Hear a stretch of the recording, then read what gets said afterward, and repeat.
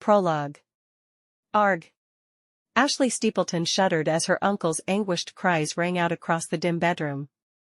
She fought back tears as she set the fresh linens down by his bedside. Ashleigh placed her palm on the back of Uncle William's forehead. His fever hadn't diminished since the morning. In fact, he felt even hotter than the last time she'd checked. "Please, God," Ashleigh begged. "Please save Uncle William from this wretched illness." Only 2 months before, Ashleigh had lived a quiet, simple life in Stillwater, Oklahoma. Ashleigh and her parents lived in a cabin right next door to her triplet cousins and their parents.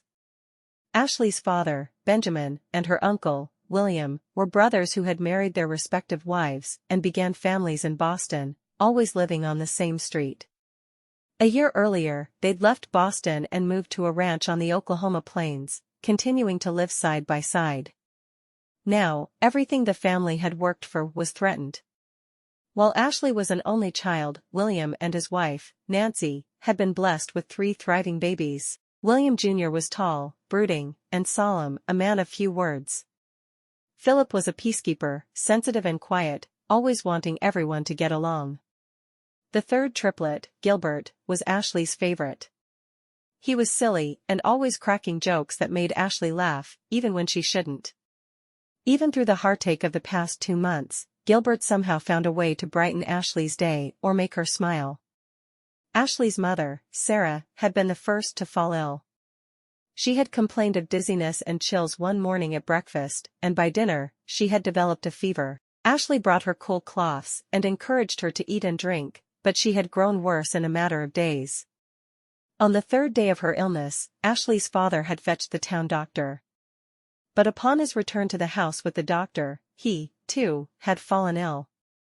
As both of her parents had gotten sicker and sicker, Gilbert had paid a visit next door and confided that he was worried about his parents as well. His mother had a rash and seemed hot to touch. The following day, his fears were confirmed. The doctor diagnosed all 3 of the Steepleton adults with pneumonia. Only Uncle William had remained strong, reassuring Ashleigh and her cousins that their parents were healthy and would most likely make a full recovery. Now, Ashleigh watched as Uncle William tossed and turned in his sickbed. She hated to see such a generous and powerful man struck down by illness. Only a few weeks before, he had predicted that the worst was over. And then, Sarah Steepleton had died, and nothing had been the same since. After Sarah had died, Aunt Nancy had gone downhill quickly. She had passed within a week of Ashleigh's mother. Ashleigh's brave father had clung to life for 2 more weeks, but even his strength was no match for the dreaded strain of disease that had claimed his wife. Now, Uncle William was the only one left.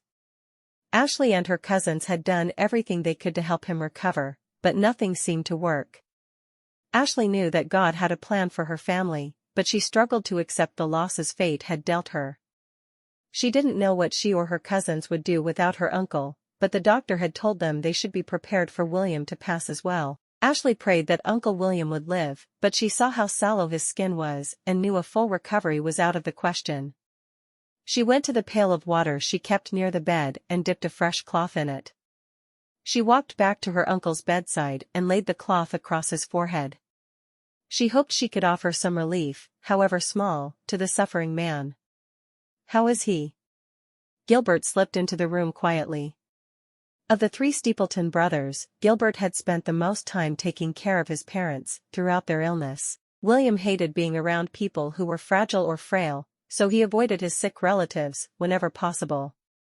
Philip tried to spend time helping, but he was so sensitive that being around people who were suffering caused him pain. Ashleigh shook her head. "I'm sorry. Can we step outside?" Gilbert nodded and followed Ashleigh out of the bedroom. They stood in the hallway of the 2nd floor of William Steepleton's home. She remembered how lovingly Aunt Nancy had decorated every room of the house. She would trade all of the furniture, fabrics, and clothes in the world for another day with her parents and her aunt. Now, she feared that her uncle would soon join them in death. Ashleigh looked down at the floor. She hated to be the bearer of bad news, but she had never lied to Gilbert and was not about to start. "He's taken a turn, Gil. He's not responding to my voice anymore, only shouting out in pain." Gilbert's face fell. Ashleigh could tell he had been hoping, like her, for a miraculous recovery. And there's nothing the doctor can do? Dr. Brown stopped by this morning. He said there's no medicine that will make a difference. He said, Ashleigh fought back a fresh wave of tears. He said we should prepare for the worst. Gilbert let out a heavy sigh. It's hard to believe this is truly happening. Ashleigh knew exactly what her cousin meant. Their parents had set the course for them, they'd taught them right from wrong, sheltered them, provided everything they'd ever needed. It didn't make sense that they were suddenly gone. Then again, perhaps there was hope for Uncle William. Let's go back inside, she urged Gilbert. He pushed the door to the bedroom open, and they heard a wrenching cry, even louder and more pained than before. Ashleigh's eyes filled with tears. What is the meaning of this? A deep voice thundered from the stairs. Ashleigh frowned.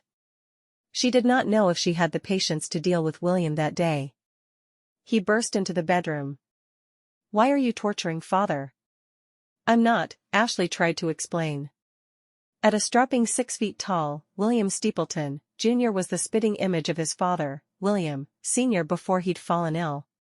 He had piercing green eyes and flowing golden hair. He had exacting standards for everyone in his life, including himself. And at the moment, Ashleigh was not living up to his standards. William busied himself, fluffing his father's pillow and bringing the glass of water closer to the man's mouth. He tried to get his father to drink, but his father only flailed around.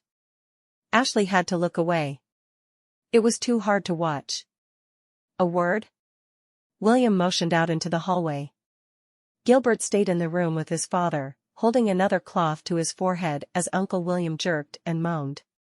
I've been working all day to keep the ranch running. If I don't, we'll lose everything. Do you understand? And what have you done all day? William demanded. Ashleigh tried to have compassion for her cousin. He was very upset, and she couldn't blame him for that. But he hadn't been there, hour after hour, day after day, taking care of their sick relatives. He didn't understand. I've been making him as comfortable as possible. That's all we can do. Do I have to do everything myself? William roared. Just then, Ashleigh heard footsteps coming up the stairs. What's going on? Philip asked calmly. I don't believe anyone's really taking care of father, William said crossly. William, I'm sure Ashleigh is doing everything she can. This is a difficult time for all of us, Philip said reasonably. He had a lifetime of making peace between his brothers and his cousin. Suddenly, Gilbert shouted. Come here, now. Ashleigh, William, and Philip flew into the bedroom. Gilbert clutched at his father's hand. Uncle William's eyes were focused for the first time all day. He looked at his sons and niece. Take care of each other, Uncle William whispered. Ashleigh had to strain to hear him. Uncle William closed his eyes and took another labored, shallow breath. After a few more moments, he was gone. Ashleigh squeezed her own eyes shut. All of the adults she'd ever known and loved were gone. How was she supposed to go on? Chapter 1. Let's stop here for the night. We're all exhausted, and there seems to be room, Gilbert called out as they drove over the rural roads of Colorado. No, we'll push on a bit further, William insisted, at the reins as usual. Ashleigh didn't care where they decided to stay.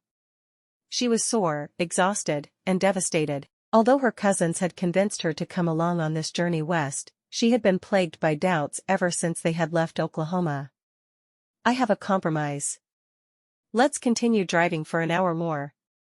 At that point, we'll either stop for the night or keep going, but only if we all agree, Philip offered. After their parents had died, the family business had caused problem after problem. Without her father and uncle to contribute to the work, William, Gilbert, and Philip had struggled to keep up. One day, William had read an article about a town in California with booming opportunity. It was rare that all three Steepleton men agreed on something, but the move to California was unanimous. Although Ashleigh hadn't wanted to leave the town her parents had loved so well, she also wasn't keen on staying in the place that had brought her family so much tragedy. On a lark, she had agreed to go with her cousins, though she hadn't really had a choice. Now, they were in the second week of their journey, and Ashleigh was having second thoughts about her decision. It was true that she didn't have many options as an orphaned, unmarried young woman of only 18, but after so much time in close quarters, she was sick of traveling with her cousins and ready to settle anywhere. Ashleigh sighed as she looked out the window. Colorado seemed to be a land of lush green forests and the blazing setting sun. She wouldn't mind staying for a few days. Although money was limited, they could surely spare some to stay at an inn. She could wash her face and arms and rest instead of being cooped up in a wagon all day. Ashleigh sighed. She knew her wishes were just that, wishes. She was probably going to be stuck in this wagon for at least a few more weeks. She only hoped that once they arrived in California, there would be something there waiting for her. She didn't know exactly what she wanted, but California seemed exotic and exciting. She had always thought that one day, she'd meet a man near her home, marry him, and have his children. It was what her mother had done, and her mother's mother before her. Now, she had no idea what to make of her future. Without her parents or the family business, her prospects seemed limited. Ashleigh's cousins had been popular with the women back home. She knew that no matter where they settled, her cousins would have no trouble finding good women to settle down and start families with. Maybe she'd become their spinster aunt, living with Gilbert and his future family until the end of her days. That wouldn't be so bad, Ashleigh thought to herself. Suddenly, the wagon stopped abruptly. Ashleigh found herself clinging to the side of the carriage. "What on earth?" William muttered. He exited the wagon to investigate. "I think I'll stretch my legs," Gilbert said, stepping down onto the ground. He offered his hand to Ashleigh, and she accepted gratefully. They seemed to be in the middle of a forest. No buildings or lights from the town they'd passed earlier were visible. On the ground, William saw that one of the axles had broken. "Now we'll have to stop for the night." William looked dejected. "That's perfectly fine with me. We're less than a mile from the next town, Creede," Gilbert explained, pointing at a map that a man from a neighboring ranch had drawn for them. "That's fine with me as well. I could use a good night's rest," Ashleigh said honestly. She didn't add that after several weeks in the wagon together, her cousins were starting to develop a rather unpleasant odor. For some reason, they didn't want to bathe in the rivers and lakes they'd passed as she did. "How are we going to get there with a broken axle?" William huffed. "If it's less than a mile, I'll go," Philip volunteered. "I'll stay here with the wagon," Gilbert said quickly. He grinned at Ashleigh, his upper lip twitching. "I'll keep you company," Ashleigh offered, trying to hide her own smile. William sighed. "Fine. I'll go with Philip for safety, in case there are thieves or pickpockets nearby." Once William and Philip had disappeared from earshot, Gilbert and Ashleigh broke into laughter. "Thank goodness we stopped," Ashleigh exclaimed. "I don't think I would have lasted another hour more." "I know exactly what you mean. I wasn't sure what was bothering me more, William's insufferable attitude or his overwhelming odor." Gilbert wore a wicked grin on his face. Ashleigh laughed even harder. It felt wonderful to smile and joke again with her cousin, just as they had in the days before illness had forever altered the course of their lives. Suddenly, her face grew serious as she thought about her future. Everything was so uncertain. "Gilbert, what are we going to do?" Gilbert stopped laughing. His face, normally lined with laughter, took on a solemn expression. "I don't know, Ashleigh. I don't know." It was rare for Gilbert to say something that wasn't a joke, and Ashleigh found herself feeling uncomfortable. In the cool Colorado evening, she felt a shiver run through her body. What sort of fate awaited her in California? Would she even make it there? The past few months had shown her that nothing in life was guaranteed. Ashleigh and Gilbert sat down on the dry land as they waited for William and Philip to return. Ashleigh admired the tall grasses and thick fir trees. Some of the greenery looked similar to what she had seen in Oklahoma, but other parts of it were completely different. She found herself wishing they could stay a bit longer in Colorado, but she knew that once it was light out and they had the axle fixed, William would insist on pushing forward. The sound of voices rang out against the night sky, and Ashleigh saw William and Philip come into view, hanging onto the back of a wagon driven by a handsome, smiling young man. As they pulled up in front of Ashleigh and Gilbert, William hopped down. "We were lucky enough to run into Mr. Jackson, who's offered to help us fix the axle and be on our way." "I'm John," the stranger said with a friendly wave. "Pleased to meet you." Ashleigh already felt better about the situation. "I have a feeling you'll get along well with my wife, Patience. She was new here a little while back, but now Creede is her home," John explained. "Oh, we're only passing through Creede. We don't plan on staying." William bent down, trying to get a good look at the axle, despite the darkness. "Where are you headed?" John asked cheerily. "California," Gilbert said. John pulled some tools out of the back of the wagon and climbed down to help William. He lit a match so they could see more clearly. Ashleigh wasn't cold, but she wrapped her sweater tightly around her body.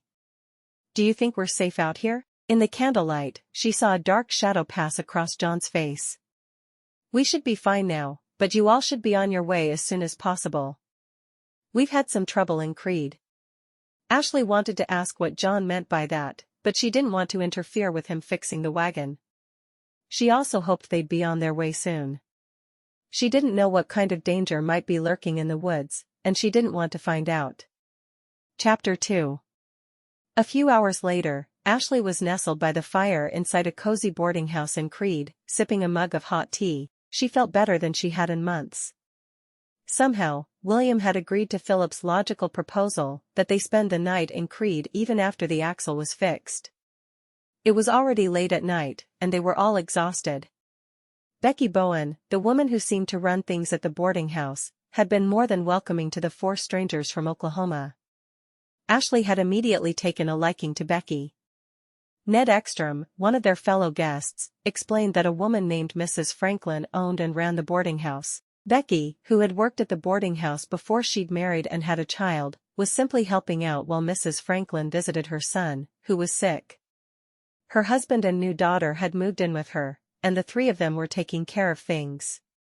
After Ashleigh finished her tea, she would sleep in an inviting bed with clean white sheets. She could hardly wait. Gilbert warmed his hands by the fire, his face showing the same relief that Ashleigh felt. In a corner, William examined a map by candlelight. Philip talked with Ned about the town of Creede and its surroundings. "There's plenty of work to go around Creede, assuming you accept the risks that go along with it," Ned said. "Risks?" Philip asked. Ashleigh felt the same sense of uneasiness she'd felt in the woods come over her. She decided it was time to go to bed. "Good night," Ashleigh called to Becky, Ned, and her cousins. "Please let me know if you need anything at all," Becky said. Ashleigh smiled gratefully. At the top of the stairs, Ashleigh was surprised to see an older gentleman. Becky had said that all of the other guests were asleep at this hour. "Excuse me," Ashleigh said as he stepped aside to let her pass. "Well, I'm glad you made it, even if you are much later than expected." The old man frowned at her. Ashleigh was reminded of a time when she and Gilbert had been reprimanded for sneaking a cake out of her aunt's kitchen. Uncle William had said he was disappointed in them and expected better from his family. Ashleigh had never stolen anything again.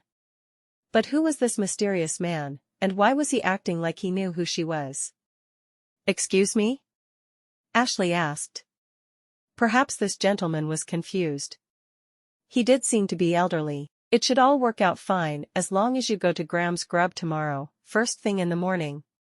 "Do you understand, Ashleigh?" the man asked, looking very intense. Ashleigh felt like she might be sick. How did this man know her name? She looked around for one of her cousins, but they were all downstairs by the fire. "How do you know my name? Who are you?" The old man sighed wearily. "We don't have time for that, Ashleigh. Just do as I say." Now the old man reminded her of William, her bossiest cousin.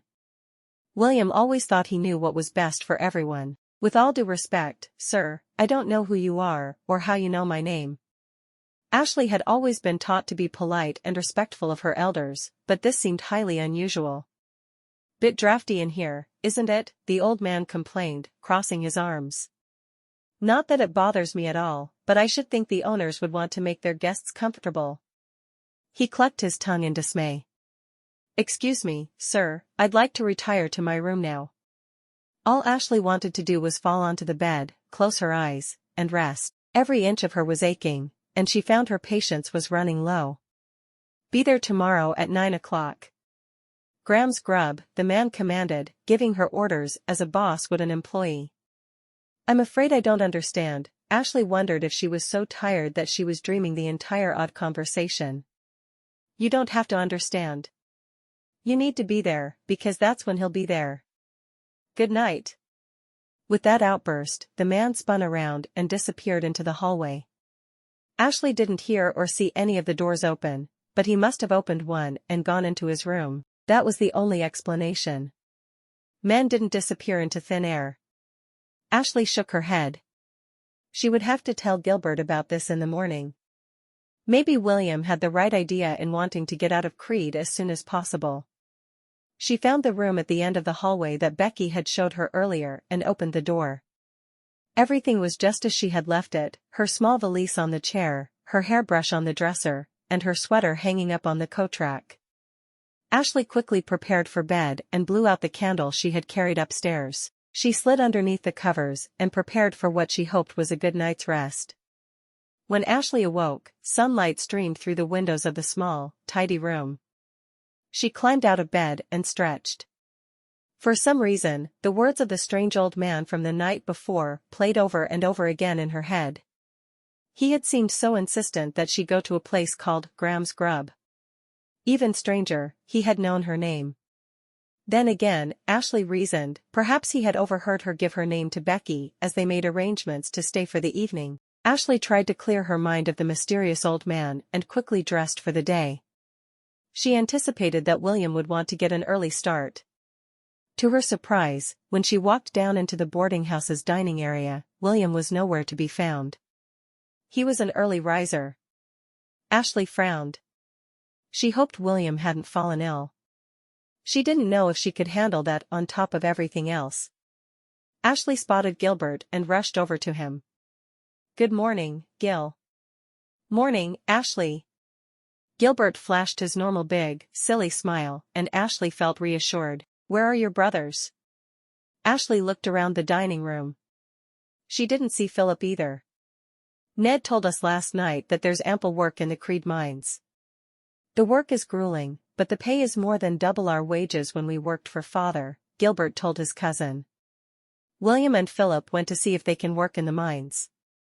I'm going to join them, but I wanted to stay here until you woke up so you wouldn't think that we had abandoned you. Ashleigh was taken aback by this turn of events. She hadn't expected any of her cousins to want to stay in this town for any longer than an evening. She wasn't sure what she wanted either. While she was excited to finally arrive in California and begin her new life there, she also had been struck by Colorado's wild beauty as they traveled. Maybe staying in Creede for a few weeks wouldn't be so bad. What do you think about all this? Gilbert shrugged. I'm looking forward to California, but we don't have much money. If we can get well-paying jobs here, I like the idea of staying until we have enough to buy some land out in California. Ashleigh nodded. That makes sense. But what will I do? Ashleigh wondered. Her cousins would be busy for hours with work. How would she fill her days in a town where she knew not a single soul?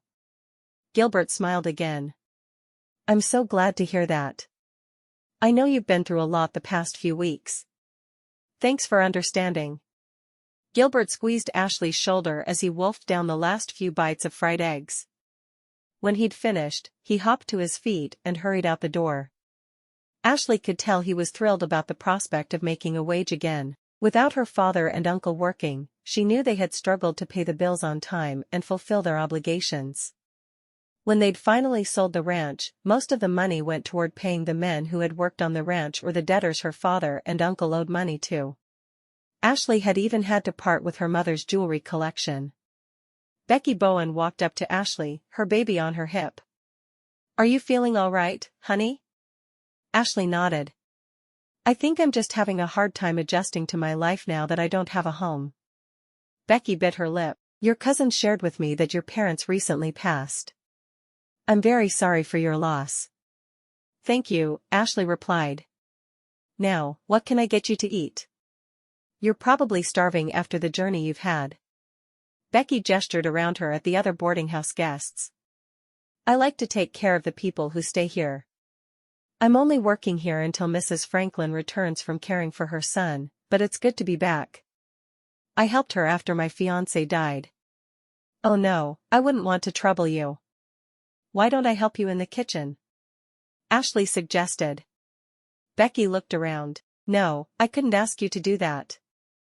It would be no trouble. It would make me feel better to contribute, Ashleigh explained. I don't know. Becky seemed unsure. Ashleigh laughed. I promise you, you're doing me a favor if you let me help. Sitting idle was not something Ashleigh had ever been able to do. Becky smiled. All right then, if you insist. Becky took Ashleigh to the small kitchen near the back of the boarding house. We usually make eggs for the late risers. Most of the men in town work in the mines, so they get up early, but for those who don't, we keep things simple, eggs and a little bacon. Toast with yesterday's fresh bread. Ashleigh nodded. I can handle that. Becky showed her where the pots and pans were, and Ashleigh greased one of the pans, preparing to cook eggs. Ashleigh couldn't stop thinking about the strange man who had known her name. Is one of the late risers an older gentleman with white hair, and he's a bit, I'm not sure how to say this, cranky? Ashleigh asked. Becky furrowed her brow. Let me think about that. Just then, an older woman rushed into the kitchen, wringing her hands. I've spilled my tea everywhere. Can you get me a rag? The woman asked frantically. Becky handed her a rag, and she disappeared again. Oh, poor Mrs. Culpepper. She's not the same after her husband passed, Becky confided. I really should go and help clean up. Are you okay in here? Yes, I am. Despite the chaos, Ashleigh smiled and breathed a sigh of relief. Frying eggs in a kitchen felt relaxing and normal. If she didn't think too hard, she could forget about all the troubles of the past few months and the fact that she was basically alone in a strange new town. She didn't have to worry about money, her cousins, or her future. She could just focus on the eggs. By the time Becky came back into the kitchen, the baby still on her hip, Ashleigh had finished frying the eggs. Becky slid them onto a plate and handed them to Ashleigh. Would you like to serve them? You did all the work. Sure, Ashleigh said. She took the eggs out into the dining area. Two other older women had joined Mrs. Culpepper and reassured the woman as she sipped the new mug of tea Becky had prepared. Ashleigh offered the women eggs, and each of them thanked her as she scooped some onto their plates. Ashleigh looked around for the man she had seen the night before, but he was nowhere to be found. She thought he must still be sleeping. She went back into the kitchen. What else can I help with? Becky dried her hands off on a towel. That's about it for breakfast. You're a good worker. I wish we had more business so we could offer you a job. Ashleigh's eyes lit up. Do you think there's anywhere around here that I could work? I feel so useless, not doing anything all day while my cousins are working in the mine. Becky said, you should try Graham's. One of their workers was recently married and stopped working in the kitchen. Ashleigh thought that sounded familiar, but she wasn't sure why. Graham's Grub, Becky added. It's not too far from here. Ashleigh realized why the name sounded familiar. Graham's Grub was the exact place that the grumpy old man had told her to go. She looked at the clock on the wall. It was approaching 8:45. While she'd had no intention of following the man's instructions, she had assumed he was just losing his mind. Now she was torn. What was the harm in going to Graham's Grub and seeing if they would offer her a job? Thank you, Ashleigh told Becky. I think I'll do that. After getting directions to Graham's Grub, Ashleigh put her sweater on before venturing outside. The morning air was cool and crisp. Ashleigh inhaled the scent of the pine trees that lined the streets of Creede. She noticed there weren't many people outside, and when she did see others, they were almost always men. She made a note to ask Becky about that. True to Becky's word, Graham's Grub was only a few blocks away from the boarding house. It was a large building with a pretty exterior, and Ashleigh immediately felt at home once she stepped inside. "How can I help you?" A pretty young woman smiled at her. "I'm here to apply for a job," Ashleigh said shyly. The young woman grinned. "Are you Ashleigh Steepleton?" Ashleigh's jaw dropped open. How did everyone in this town know her name? She was starting to think there were spies hidden behind every tree. The woman saw Ashleigh's discomfort and smiled, touching her arm reassuringly. "I'm sorry if I surprised you. My name is Patience Jackson. I believe you met my husband, John, last evening. He told me that the man he met had a cousin who was about my age. When I saw you, I knew it had to be you." Ashleigh sighed. That made perfect sense. "Oh, I see." Patience chuckled. "We don't get many new women in town, so I'm glad you're here. It's a pleasure to meet you. I hope we become good friends." "You as well," Ashleigh said, remembering her manners. Patience gestured toward doors at the back of the room. "Follow me right this way. I'll talk to my parents about a job for you." "Your parents?" Ashleigh's mind was reeling from all the new information. Her life had changed so dramatically within a matter of weeks. She was having a hard time keeping up. "I wonder what Patience would say if I asked for a pen and paper, so I could take notes." "Oh, yes. My maiden name is Graham, as in, Graham's Grub. My parents are the owners," Patience said easily. She pushed through the doors, and Ashleigh followed her into a bright sunlit kitchen. Men and women worked in long, narrow rows, preparing food and cooking it on a large stove. A tall, older man sat in a desk, going over a ledger of numbers, while a woman, about the same age, stood over his shoulder. Just beyond the woman's shoulder, Ashleigh saw the most handsome man she'd ever seen in her life. Her heart skipped a beat as she watched him. Wearing a white chef's coat, he carried a bag of lemons and was taking each one out of the bag and inspecting it for what seemed like a very long time. Ashleigh's breath caught in her throat as she took in his dark features, strong jawline, and white teeth. She wondered who he was and what had brought him to this town in the middle of Colorado. She hoped she would find a chance to ask him. "Mother, Father, this is Ashleigh Steepleton. She's traveling with her cousins, and they've stopped in Creede on their way to California," Patience said by way of introduction. Ashleigh nodded respectfully to Patience's parents. "Pleased to meet you." Mr. Graham stood up from his desk and walked over to clasp her hand. "The pleasure is all mine." Mrs. Graham followed and embraced Ashleigh warmly. Ashleigh gathered up her courage.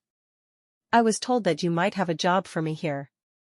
I cooked on my family's ranch growing up, my cousins could vouch for me. I'd love to do any job you have for me here." Mr. Graham's eyes danced with amusement. "I appreciate a young woman who doesn't mind a hard day's work. We do have a position available, helping out in our kitchen every day before lunch and dinner. You could start as early as today, if you wanted." "Thank you, sir. I won't let you down." Ashleigh exclaimed. "I would like to start today, if that's possible." "Wonderful. I'll show you around the kitchen." Mrs. Graham smiled. Mr. Graham and Patience went back to work as Mrs. Graham showed Ashleigh around the kitchen. She introduced her to almost all of the staff, but the handsome man she'd seen before had disappeared. She was disappointed not to get to meet him immediately. Finally, as Mrs. Graham was showing Ashleigh around the back of the restaurant, they ran into him. "Alexander!" Mrs. Graham called out. "Meet Ashleigh Steepleton. She'll be helping out in your kitchen. Ashleigh, this is Alexander Pierce, our head chef." Ashleigh felt like she was going to melt into the ground as she looked up at Alexander. He simply nodded at her and continued on his way to the kitchen. Ashleigh felt disappointment seep throughout her body. Mrs. Graham simply shook her head, laughing. "Alexander's a man of few words. He's an excellent cook, however. I look forward to working with him and with all of you," Ashleigh said, feeling indebted to the Grahams for giving her a chance. They didn't even know her, yet they'd immediately offered her the chance to work for them. She was appreciative of such a generous and welcoming family. Ashleigh felt a pang as she thought of her own parents. She knew she needed to move on, but it was hard, especially at times like these, when she saw people like Patience who had such a strong relationship with her parents. It made her miss her parents, as well as her aunt and uncle, even more than she had. Ashleigh sighed. She needed to pull it together. "Is everything all right?" Mrs. Graham asked, concerned. "Yes, I'm fine," Ashleigh assured her. The last thing she wanted to do was make a poor impression on her first day. "What can I do to help?" Mrs. Graham asked Ashleigh to peel potatoes for one of the dishes for that evening's supper. Ashleigh sat on a stool in one of the corners of the kitchen and peeled for what seemed like hours. Around lunchtime, Patience brought her a bowl of hot soup. "Don't forget to eat." "Thank you," Ashleigh replied gratefully. Patience had a bowl of soup for herself as well. They took their lunch outside and sat at a small picnic table outside the restaurant.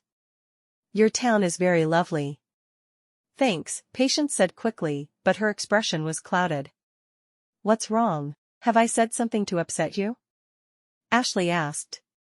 "I shouldn't be telling you this," Patience said. "But Creede has had some problems in the past. Recently, several women were kidnapped. Fortunately, they were returned to their homes alive, but there have been other scary incidents and attacks." "Attacks?" Suddenly, Ashleigh wasn't so sure about her cousin's decision to stay in Creede. It sounded dangerous. "I don't mean to worry you," Patience exclaimed. "I hope everything's done now. I hope the criminals are far away." But what?" Ashleigh had to know what Patience meant. "There are rumors that some of the town officials are friendly with some of the criminals," Patience told Ashleigh. Ashleigh took in a deep breath as she considered this. "Did they ever catch the men who took the women?" Patience nodded. "They did, but they served only a very brief sentence. One of the men responsible, Archie Grady, died recently, but I'm not sure if there are others that were in cahoots with him still running free." Ashleigh felt outrage building up inside her chest. That's not right. It made her wonder about her safety in the seemingly idyllic town. Patience looked miserable. "I'm sorry I told you all that. I hope you like Creede and decide to settle here instead of going on to California. I could use more female friends." Ashleigh smiled. Despite the disturbing things Patience had just told her, she had taken a liking to the young woman. In Stillwater, there hadn't been any young women that lived close to the Steepleton family. She was grateful for her friendship with her cousin Gilbert, but sometimes she longed for female companionship. She didn't know how long her cousins planned to stay in Creede, but as long as they were there, she would enjoy Patience's companionship. Patience finished eating and stood up. "I need to check on my family," she explained. "Your husband?" Ashleigh asked. "And soon, our little one." Patience ran a hand over her stomach proudly. "I see." Ashleigh nodded, surprised that she felt a twinge of jealousy. She hadn't realized that Patience was expecting. Would she ever get the chance to start a family of her own? It was something she wanted more than anything else. "I only help out in the mornings at the restaurant these days. I can't stay away." Patience chuckled. She brushed her hands off. "I hope you have a wonderful day, and I'll see you soon. There are others I'd love to introduce you to." Ashleigh felt excitement as she considered the prospect of other friends. Her emotions confused her. Part of her wanted to continue on to the possibilities California represented, while another part of her saw an opportunity for a fulfilling life in Creede. As she puzzled over this, the older gentleman from the boarding house suddenly appeared before her. She hadn't even noticed him walking up. "Good, you listen to me. Meet me right here after work today, understand?" the man commanded. Ashleigh frowned. This stranger was so bossy. If she didn't know any better, she'd have thought he was related to her cousin William. "What are you talking about? Who are you?" The man sighed. "I'll explain everything, if you'll meet me here after work." "Okay." Ashleigh was eager to get answers. She looked back at the restaurant. Speaking of work, it was probably time to get back to her chores in the kitchen. When she looked back at the old man to ask his name, he was gone. Ashleigh frowned. For an old man, he was so quiet about the way he moved. She hadn't even heard him leave. Ashleigh shook her head. Some things about Creede confused her greatly. She went back inside and returned to the kitchen. The Grahams kept her busy throughout the afternoon with various tasks and responsibilities. She felt soothed by the steady rhythm of work in the kitchen. Alexander, the handsome chef, mostly avoided Ashleigh, but once he came over and asked for a bowl of chopped onions from her immediately.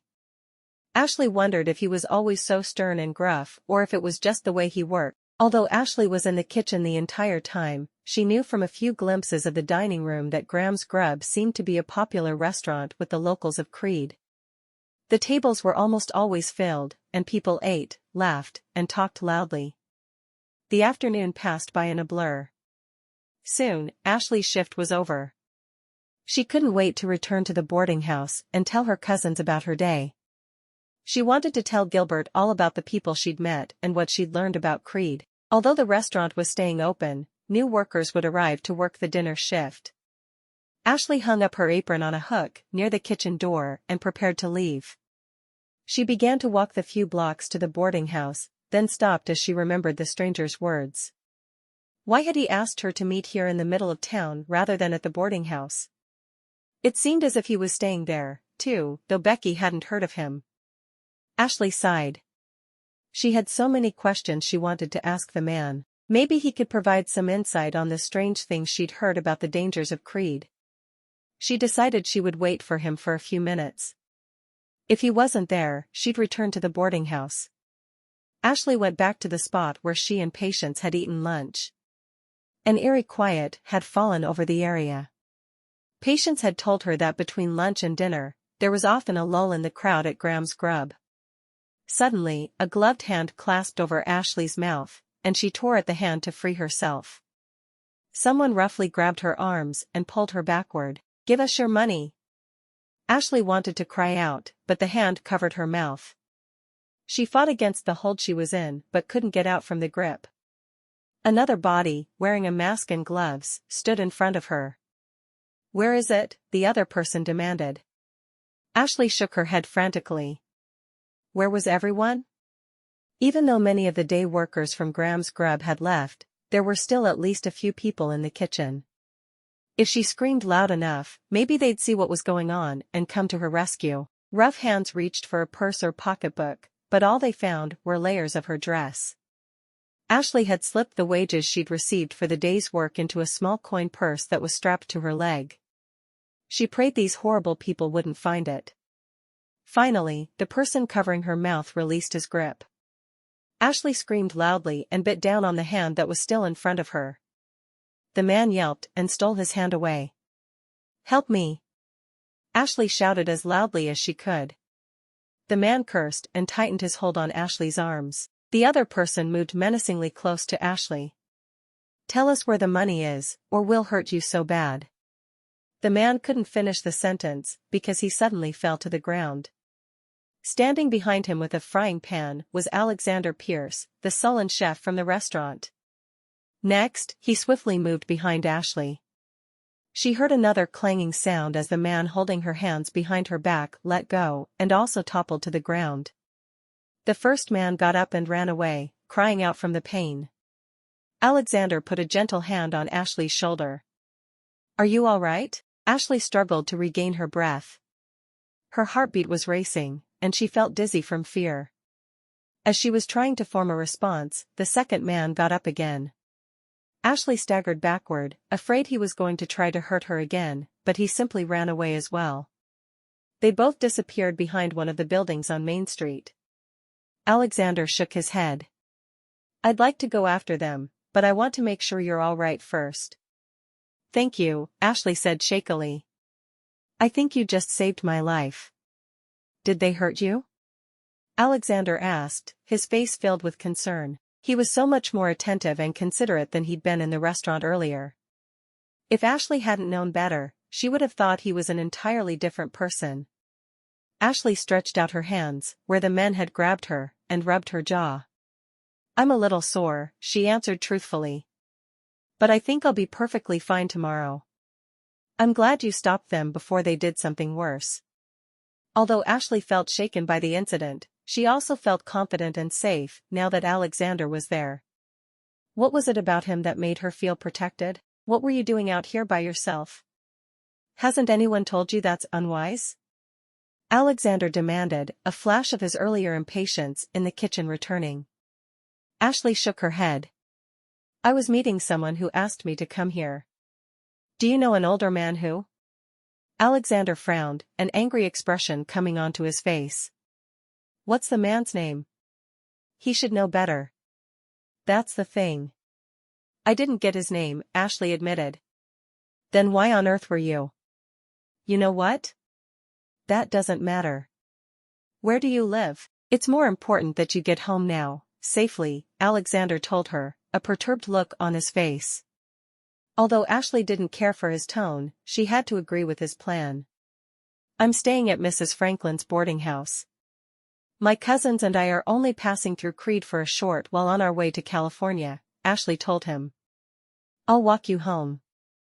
Although this is normally a busy time preparing for dinner, they can spare me for a little while so I can make sure you get home safely," Alexander said. He offered Ashleigh his arm and she accepted. As they touched, Ashleigh felt a shiver of anticipation run through her body. It was like nothing she had felt before.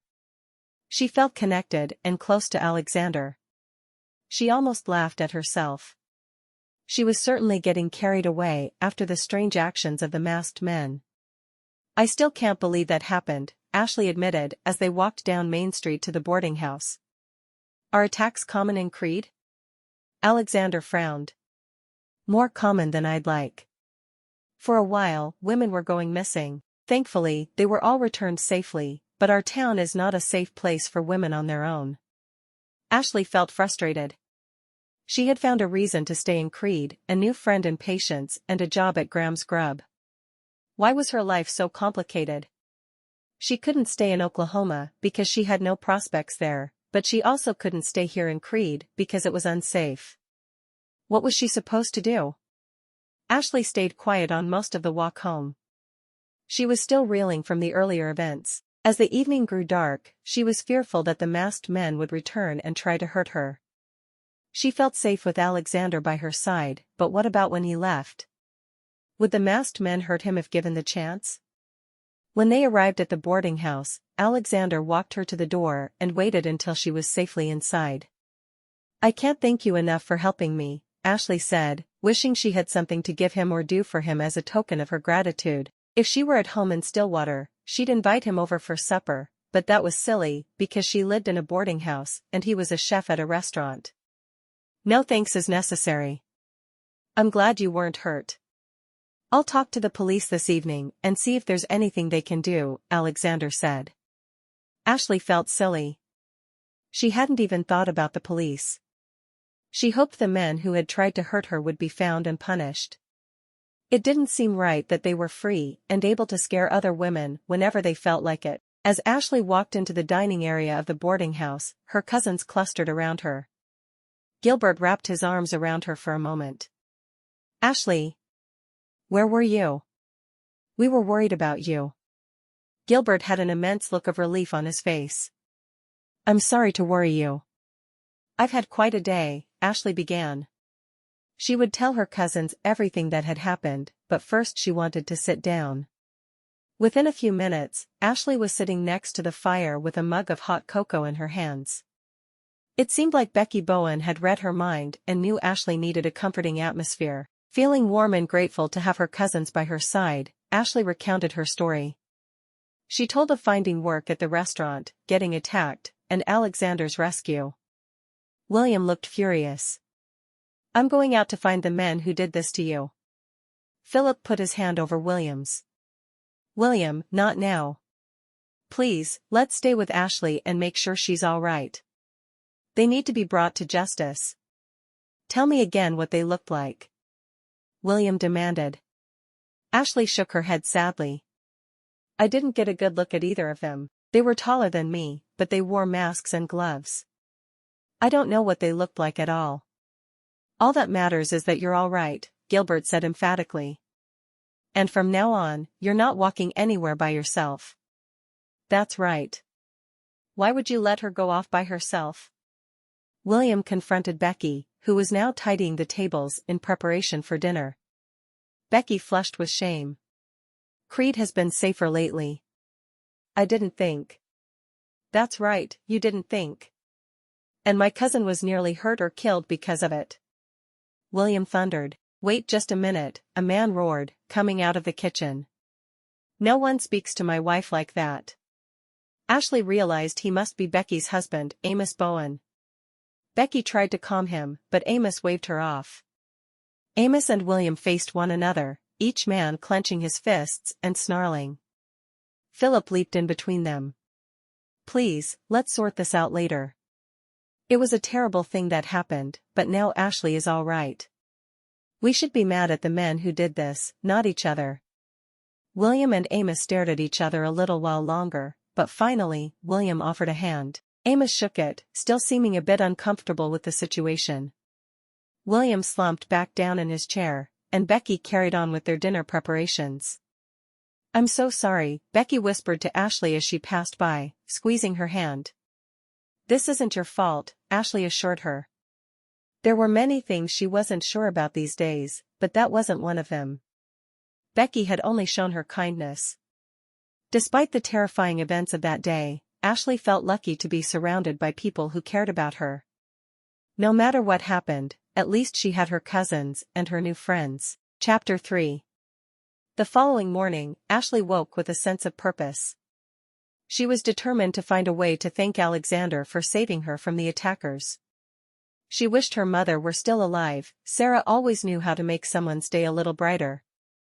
Ashleigh dressed quickly and went downstairs.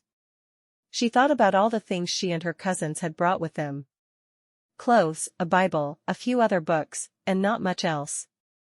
There was nothing she could give Alexander that he would find useful. Ashleigh tried to imagine what her mother might have done. She began thinking of her mother's tasty pies and cakes.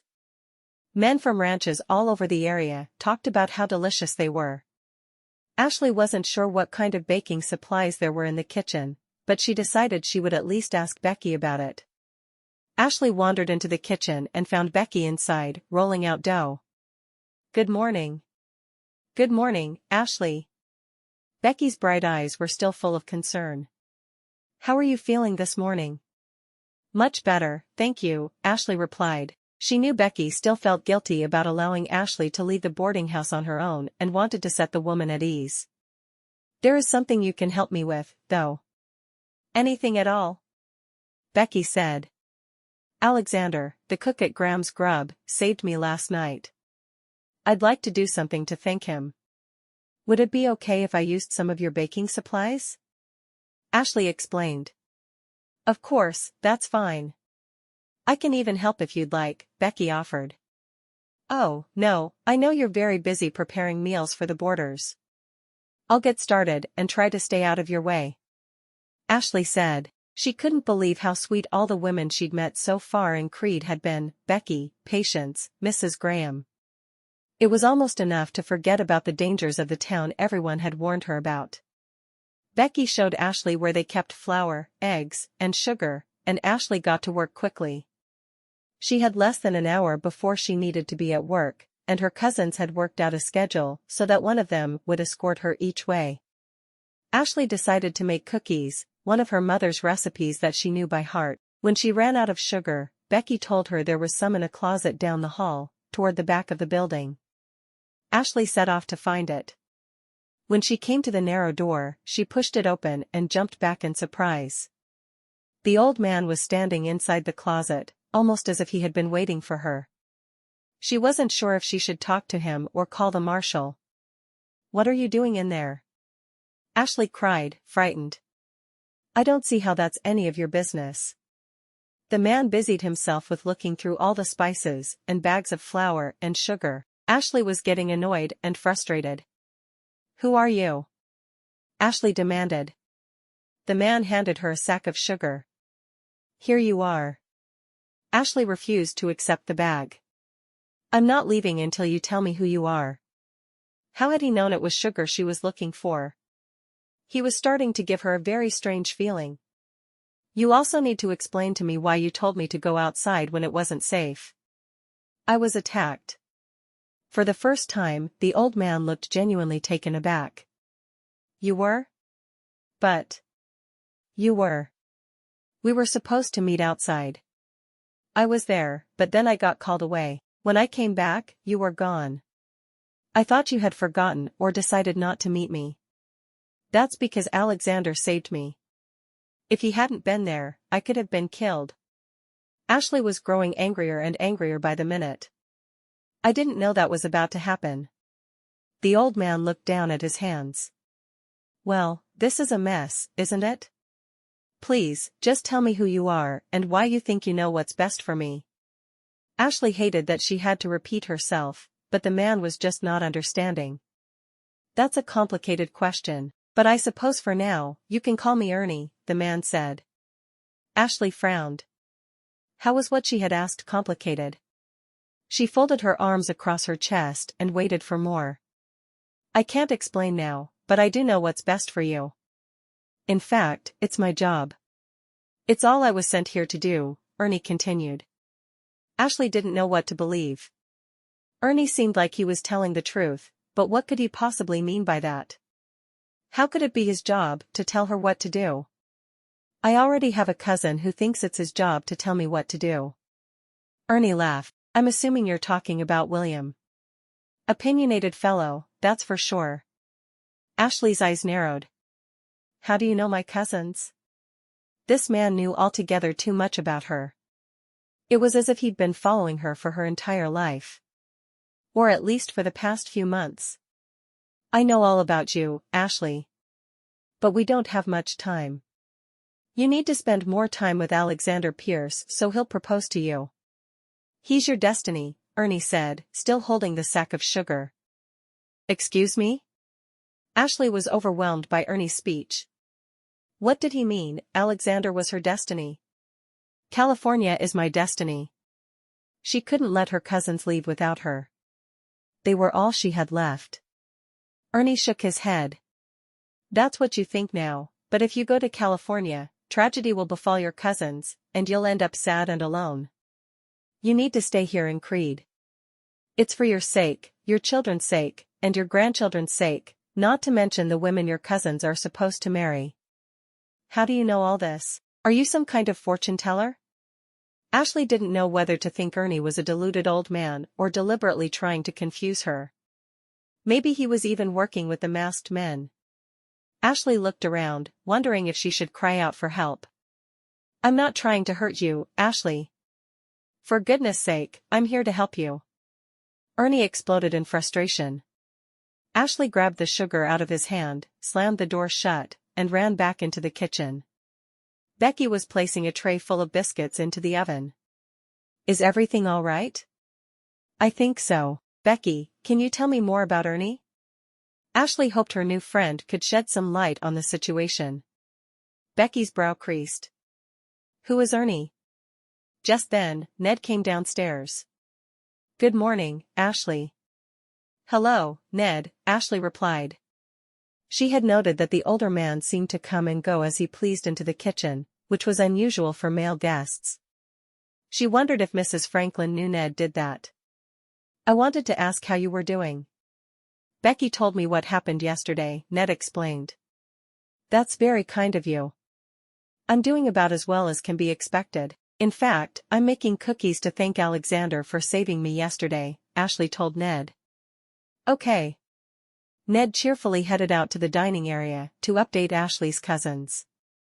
Ashleigh busily mixed together all the ingredients she needed for the cookies. Becky showed her where a few extra pans were, and she greased one and lined it with cookies. She hoped she wouldn't be late on her second day to work. Fortunately, the cookies baked quickly, and Ashleigh took them out. As they cooled, she looked around for a box to put them in. What do you need? Becky asked. Do you have a little box or tin I could put these cookies in? I feel so bad that I don't have anything nice to offer Alexander. He saved my life. Are cookies really thanks enough? Ashleigh fretted. Becky hid a smile. Ashleigh, you seem so nervous. If I didn't know any better, I'd think you had a crush on Alexander. Ashleigh felt her face turning red. Oh, no. I don't even know him. Don't worry. It doesn't matter to me at all. When I met Amos, I was pregnant by another man, Becky said nonchalantly. Ashleigh's eyes widened. Excuse me? She thought she had misheard. That's a story for another day. Becky chuckled as she put biscuits into a bread basket. They smelled wonderful. Eat one if you'd like. Ashleigh accepted Becky's offer and carefully selected one of the biscuits. She sank her teeth into it. It tasted delicious, buttery, soft, and flaky. Oh, I've almost forgotten what you asked me. I think there's a tin in that old closet where you got the sugar. Do you want to check there? You can use that to put the cookies in, Becky rambled as she prepared to bring the basket into the dining area. Okay, I'll check, Ashleigh said nervously. She tentatively crept down the hallway, a little afraid of running into Ernie.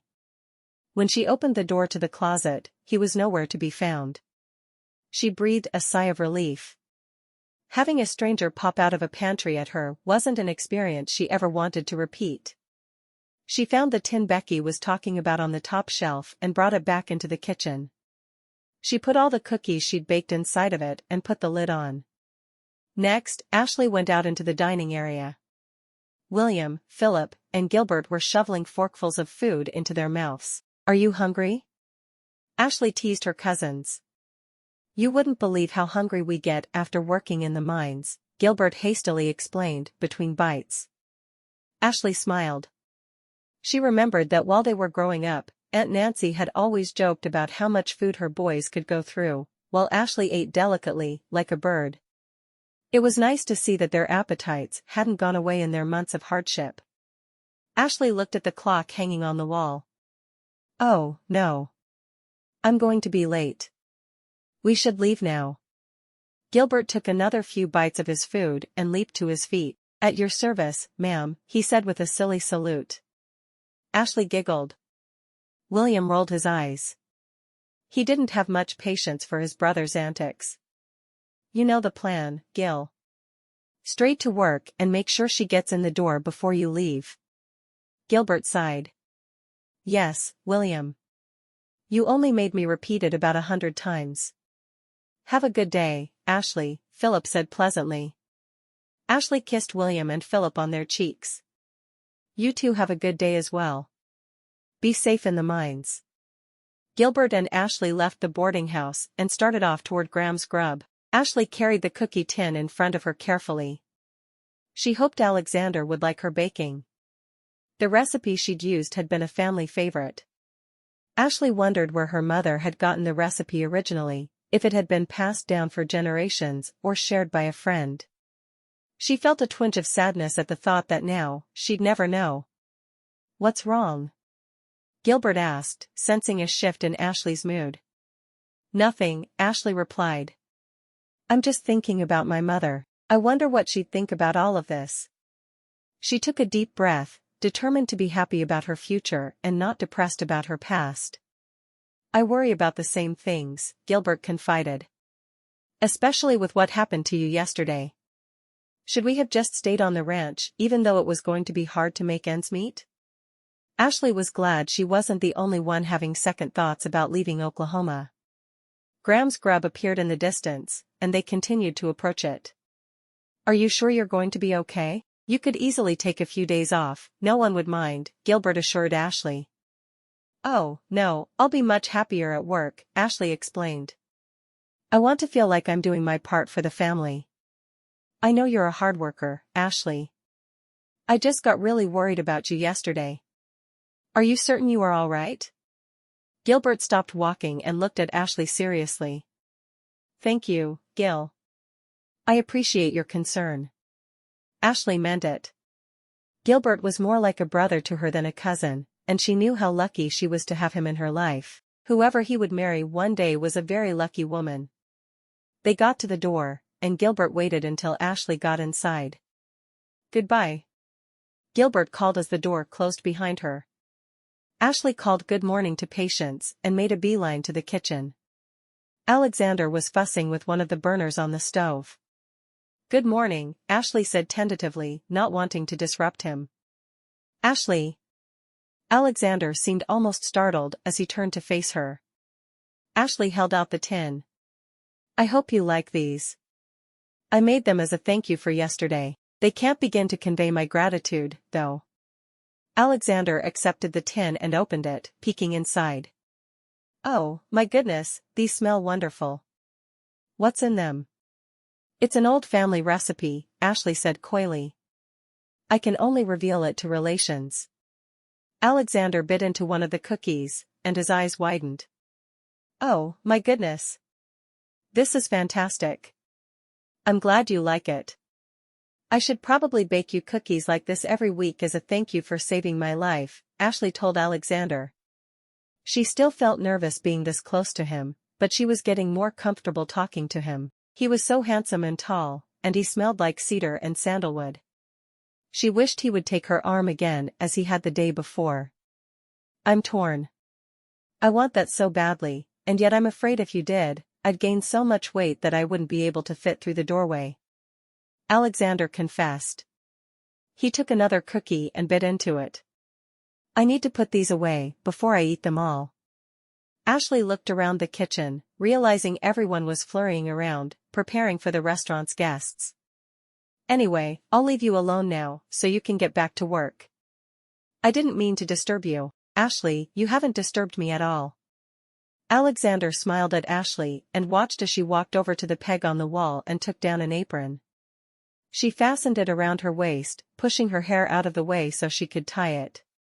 Alexander took his work seriously and didn't care for distractions, but Ashleigh Steepleton was the most beautiful and perfect woman he'd ever set his eyes on.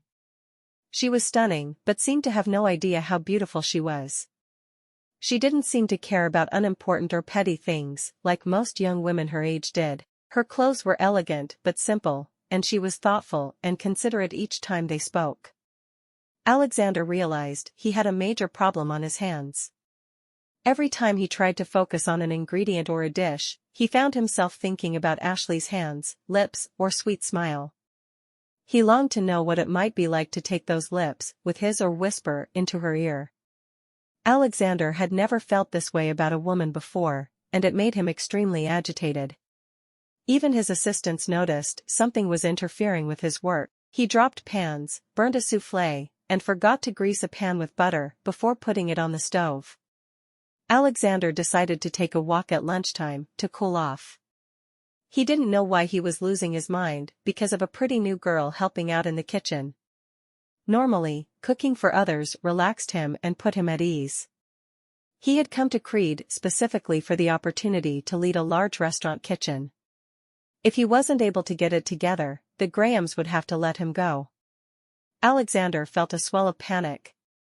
He had an idea of what he needed to do, but it seemed foolhardy. Yet a little voice inside of him was telling him, she's your future wife. You need to propose to her. Alexander didn't know what to think about this. He had only met her the day before, and he didn't even know where she was from. She had mentioned that she was traveling with her cousins to California. She probably had a man there waiting to marry her. Alexander sighed as he thought about another man marrying Ashleigh. Everything about her felt so comfortable and natural. At only 24, he hadn't even considered marriage before, but as he imagined proposing to Ashleigh, it all seemed to fit. Alexander shook his head, trying to clear it as he walked down Main Street. Thinking about Ashleigh also made him think about her attack. He tried to remember what the attackers looked like, but he hadn't seen them very well. He had been so concerned about making sure Ashleigh hadn't been hurt. He wished he would have chased them down or gotten a better look at them. He balled his fists as he thought about the men responsible for the attack. He didn't care if they wanted money. They could have that as far as he was concerned. Punishment would catch up to them eventually. But putting a young woman's life at risk was inexcusable. He knew it was wrong, but he wished he could find the men and turn the tables by hurting them. Thinking about them putting their hands on Ashleigh made him want to strangle them. Alexander was getting even more upset, defeating the purpose of his walk. He tried to take a few deep breaths before he walked back to the restaurant. He was so distracted that he was barely looking where he was going, and suddenly, he barreled right into another man, who was coming out of the mercantile. "Oh, I'm so sorry." Alexander apologized once he'd stood up. The other man was dressed for the mines and carrying a black satchel. He brushed himself off. "Why weren't you looking where you were going?" "I'm terribly sorry," Alexander repeated. The man looked familiar, but he couldn't place him. "Excuse me, do I know you?" "William Steepleton," the man replied gruffly, extending a hand. "Alexander Pierce." "Are you related to Ashleigh Steepleton?" Alexander asked. William stiffened. "Yes. She's my cousin." "Why do you ask?" "I work with her at Graham's Grub. I'm the chef," Alexander hastily explained. "I've heard rumors about this town. Don't get the wrong idea about my cousin." "She's a good girl," William said aggressively. Alexander blushed. "Of course, she seems like a wonderful young woman. I hope you'll enjoy your time in Creede." William's face seemed to get madder and madder. Alexander had no idea what to say. "Don't get used to having her around." "We'll only be in Creede for a little while," William warned, storming off. Alexander watched him walk away, puzzled. How had he managed to offend the man in a simple conversation? Perhaps he was just protective of his cousin. Alexander could understand that. He knew he should return to the restaurant, but a tiny voice in his head urged him to go into the mercantile. Without knowing why, he entered the shop even though he didn't need anything.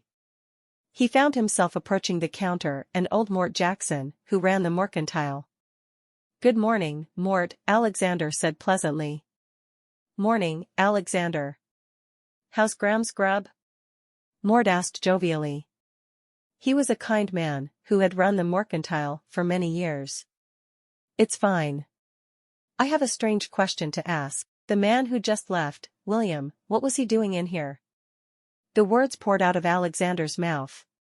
He wasn't sure why he was asking them, but he couldn't stop. He was selling off some family heirlooms. "A pocket watch, a bracelet, and a ring," Mort told Alexander. "A ring?" Alexander felt his heart beat faster. Was this the reason all this was happening? "May I see it?" Mort shrugged. "Sure." He bent down behind the counter and took out a small box. Alexander saw a gold pocket watch engraved with initials, a gold bracelet, and the most delicate diamond ring. "The ring," Alexander whispered. "I'd like to buy it." Mort's eyes widened. "Well, sure, son. Would you like to know how much it costs first?" "Whatever it costs, I need to have it," Alexander said, not believing the words that were falling out of his mouth. Even though it seemed mad, he knew it was true. He had to have it. One day, he'd give it to Ashleigh, and they'd be married. He felt like he was dreaming, but when he pinched himself, he was very much awake. Mort was staring at him like he'd lost his mind. "All right." He wrote down something on a slip of paper. "This is the cost." Mort was still staring at him strangely. Alexander looked at the paper and gulped. The price was expensive, more than 4 weeks of wages at Graham's Grub. But every part of him knew that he needed to buy this ring for Ashleigh. He had a feeling that it was important to her. Alexander took a deep breath before he responded to Mort. Although he felt sure he needed to make the purchase, there was a small, nagging voice in his head warning him that he was being impulsive. He barely knew Ashleigh. She had mentioned herself that she and her cousins would be moving to California shortly. Why would he spend so much money on a gift for a woman who might be gone in a matter of weeks? Alexander nodded, finally making a decision. "I'll take it." Mort wrote him out a receipt, and Alexander gave him a deposit of wages, promising to return each week with the rest of the wages until he had fully paid for the jewelry. Alexander shoved his hands in his pockets as he exited the mercantile. He found himself whistling with a cheery expression on his face. If he didn't know any better, he'd think he was going mad. How was it possible that Ashleigh had had such a strong effect on him in so little a time? Alexander grinned the whole way back to his home, just a few blocks away from Graham's Grub. His mind was racing with all the possibilities for places he could take Ashleigh or activities they could do together. One day, he hoped she'd liven up his apartment. It was a little drab and colorless without a woman's touch. And maybe soon after that, there'd be the pitter-patter of tiny footsteps walking across the threshold. He knew that he had a lot of work to do to convince Ashleigh, an eligible young woman, that he was her perfect match, but he was ready to do it. She was his destiny. He just had a feeling about it. Chapter 4. At the boarding house that night, Ashleigh wore a dreamy smile and seemed distracted. "Ashleigh, are you all right?" Gilbert asked, concerned. Usually his cousin was calm and level-headed. He wondered what occupied her thoughts. "It's nothing," Ashleigh sighed happily. Gilbert and Philip exchanged glances. Neither of them knew what was going on, but they were both suspicious. All three of the triplets quickly cleared their plates of the pork and beans Becky had prepared that evening. Ashleigh simply pushed the food around with her fork. "If you're not going to eat that," William pointed out, "I will." Ashleigh shrugged and pushed her plate over to William. Gilbert frowned. "Ashleigh, please, what has gotten into you?"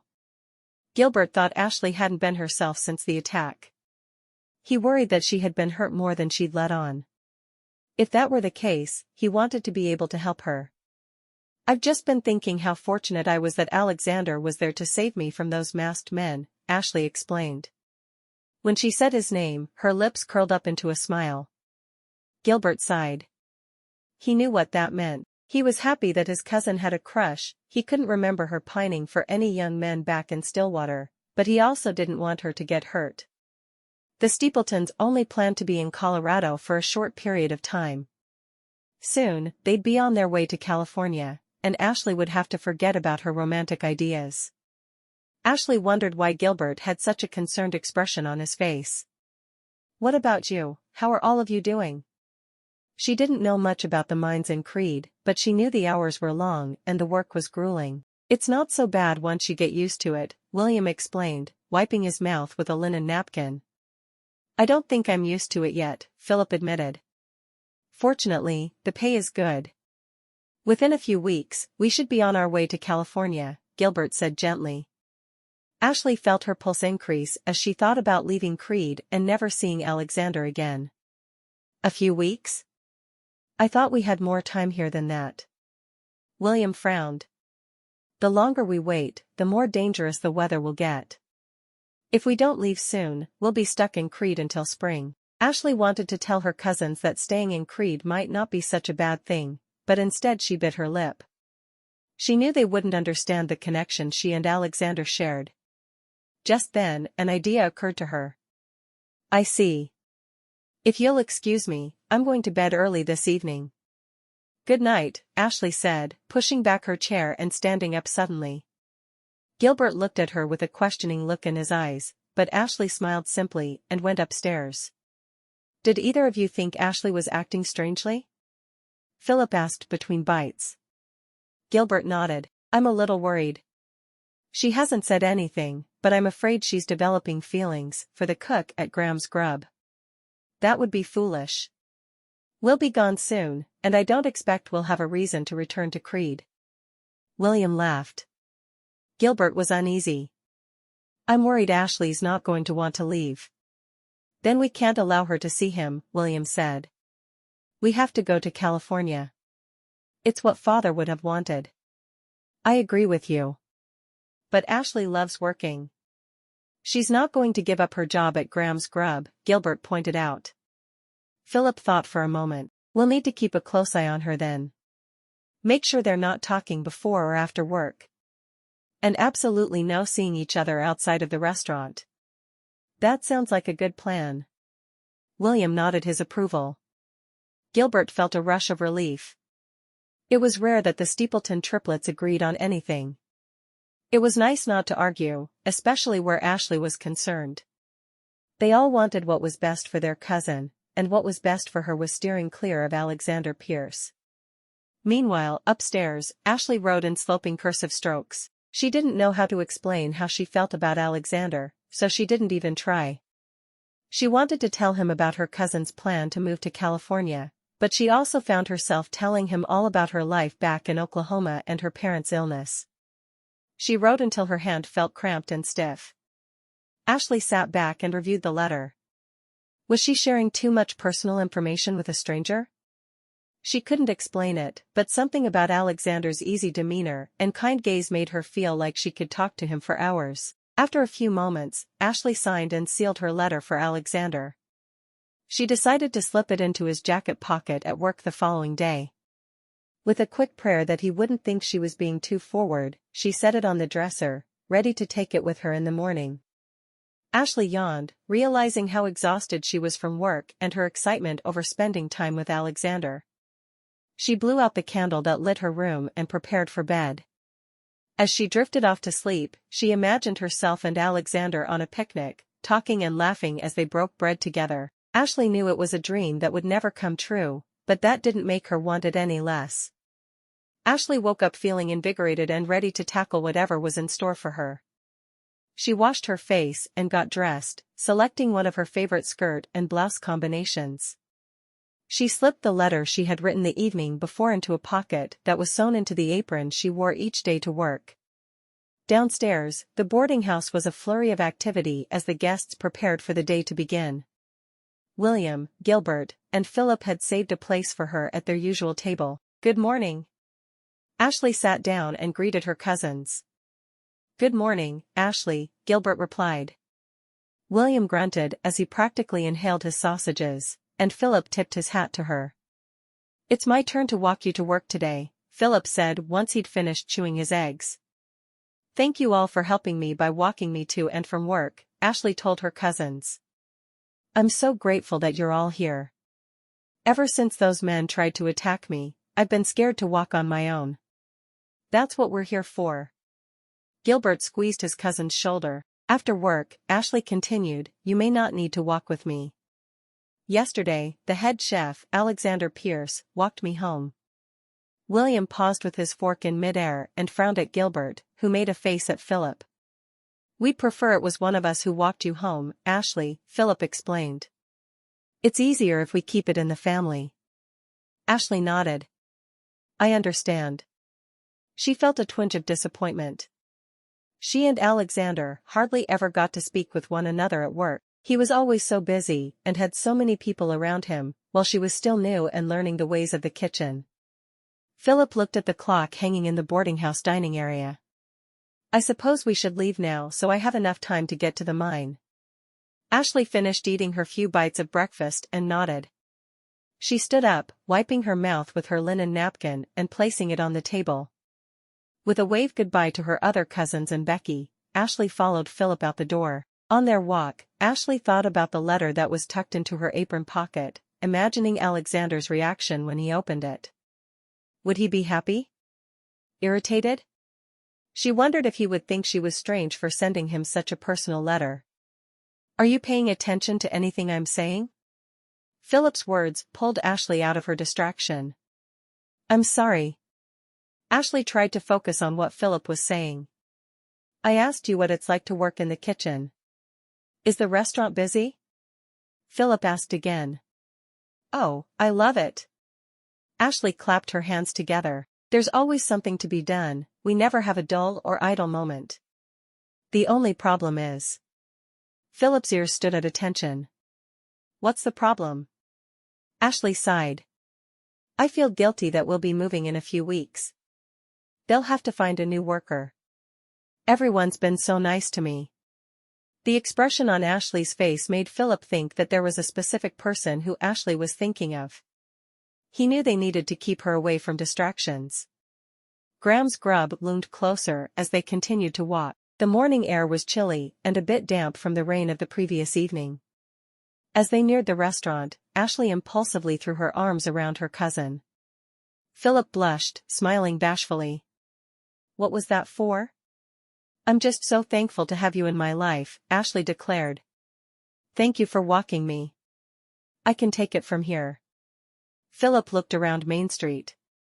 The people who were walking around seemed to be elderly or young mothers with small children. There didn't seem to be much of a risk to Ashleigh. Still, he didn't want to take any chances. He shook his head. I'll stay here until you're inside the restaurant. Ashleigh sighed. She hated feeling weak and helpless. She knew her cousins were trying to keep her safe, but it could get frustrating. Thank you, Philip, she said dutifully as she walked into the restaurant. Philip waited until Ashleigh had disappeared inside Graham's Grub. He stayed for a few more minutes, surveying the area around the restaurant and wondering what kind of men had attacked his cousin earlier that week. Philip was usually a peacemaker, but thinking about what those men had done made him furious. He knew he should be happy that Ashleigh hadn't been hurt, but he still wished he knew who the men were so they could be brought to justice. After a few minutes, Philip turned around and walked back toward the boarding house. He and his brothers would leave together to put in a day's work in the mines. Although he wasn't used to the filthy conditions or the demanding work, he felt a sense of accomplishment when he returned to the boarding house each evening after a full day of labor. He felt his body growing stronger each day. Philip sighed as he walked along in the crisp, cool air. Part of what made the work in the mines tolerable was knowing it was temporary. He and his brothers would only have to work there for a few more weeks, just long enough to earn enough money to go to California. Despite his excitement for California, Philip couldn't shake a nagging sense of unease. He knew it had to do with Ashleigh, but he couldn't put his finger on it. He hoped she and Alexander spent the day in completely separate areas of the restaurant. He didn't want anything to jeopardize their plans to go west. Inside Graham's Grub, Lydia Graham put a hand on Ashleigh's shoulder, and Ashleigh jumped, startled. "Oh, I'm sorry, I didn't mean to frighten you, dear," Lydia exclaimed. "It's no problem, Mrs. Graham." Ashleigh blushed. She had been daydreaming about Alexander in a fancy suit, the kind her father had worn on his wedding day. Her mother had told her all about how they both had looked on the day they'd married. She wondered if she'd ever get to have that experience herself. "We just got several crates of freshly picked apples. Will you work with Alexander on them? He's preparing a special dessert for dinner and needs some help because of how many apples there are," Lydia explained. Ashleigh felt her heart beat faster as she thought about working closely with Alexander. "Of course." "Wonderful, thank you, dear," Lydia said distractedly as she paused to stir a nearby pot. "He'll tell you where everything is." Ashleigh tried to walk calmly over to where Alexander was working. "Good morning," she said, smiling brightly. Alexander grinned. "Good morning, Ashleigh. I hear you'll be helping me with my apple tort dessert?" "That's right." Ashleigh swallowed. She could hardly breathe, standing so close to Alexander. She thought about her letter, still safely tucked into her pocket, and wondered when she would have a chance to give it to him. Alexander gestured at a bowl nearby. "I'll have you start by peeling the apples and putting them in this bowl when they're finished. While you're doing that, I'll start on the dough." Ashleigh nodded and found a peeler. She set to work immediately. "What exactly are we making?" "You shared one of your family recipes, now it's time for me to share one of mine. It's an apple tort. We'll serve it with some ice cream," Alexander said. "That sounds delicious," Ashleigh exclaimed. "Too bad I'm not a paying customer at this restaurant." Alexander winked and lowered his voice. "Luckily, the chef of this restaurant is quite fond of you. There'll be a piece waiting for you when you finish your shift." Ashleigh felt her face flushing. Was Alexander really fond of her? She hoped he wasn't teasing, but she didn't know how she could be certain. That would be wonderful. Alexander kneaded a thick ball of dough until it was flat. Ashleigh continued to peel apples, and together they built a steady rhythm that made the morning pass quickly. After some time, Alexander spoke. "How are you and your family liking Creede so far?" Ashleigh thought about the question. "I really enjoy it here. I know there are dangers, but everyone I've personally met so far, unless you count the men in the masks, have been truly kind and genuine." My cousins are working in the mines, though, so they might answer the question differently, she said truthfully. Alexander smiled. Yes, I can imagine the mines are an entirely different story. I had a brother who worked in the mines. Alexander trailed off, lost in thought. What does he do now? Ashleigh asked. She enjoyed their conversation and didn't want it to end. She placed a peeled apple in the bowl and picked up the next one. Alexander's face darkened. He died in an accident. I'm so sorry, Ashleigh whispered, horrified. She'd had no idea that Alexander had lost his brother. Was he older or younger than you? He was older, Alexander said shortly. He always wanted to be a chef, but he had to work in the mines to support my mother and me after our father passed. When he died, I decided I wanted to be a chef in his honor. Ashleigh felt tears welling in her eyes. Alexander had experienced uncommon loss, just as she had. Although she didn't have siblings of her own, she knew she'd be in terrible shape if anything ever happened to one of her cousins. Impulsively, she put a hand on top of Alexander's. Alexander stopped what he was doing and stared at her, his expression unreadable. Ashleigh took her hand back, scared that she'd crossed a line. He turned back to his dough, and Ashleigh returned to peeling apples. Ashleigh wanted to tell him about her own losses, but she couldn't find the words. She had explained everything in her letter, and he could read her story for himself. Once Ashleigh had peeled all of the apples, she was sure Alexander would send her back to work in her usual part of the kitchen. She didn't want to go back. It was fun and exciting to work alongside Alexander. She admired the way he flew through various tasks. Chopping, slicing, and dicing were a breeze for his deft hands. She reluctantly showed him the bowl of peeled apples. I'm all done. Alexander nodded. Excellent. Now you can help me with the dough. Ashleigh's eyes widened.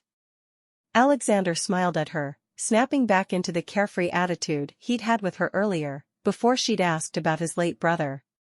Most of the other workers were out in the restaurant, serving lunch, or outside eating lunch themselves. Ashleigh wasn't hungry at all. She assumed she'd have plenty of time to eat later. Alexander pointed at the dough and positioned himself behind Ashleigh. It's your turn. Ashleigh spun around and looked at him, puzzled. For what? You're going to spin the dough. It's a special trick, Alexander instructed. Excuse me? Ashleigh was worried she was going to do something wrong. Like this.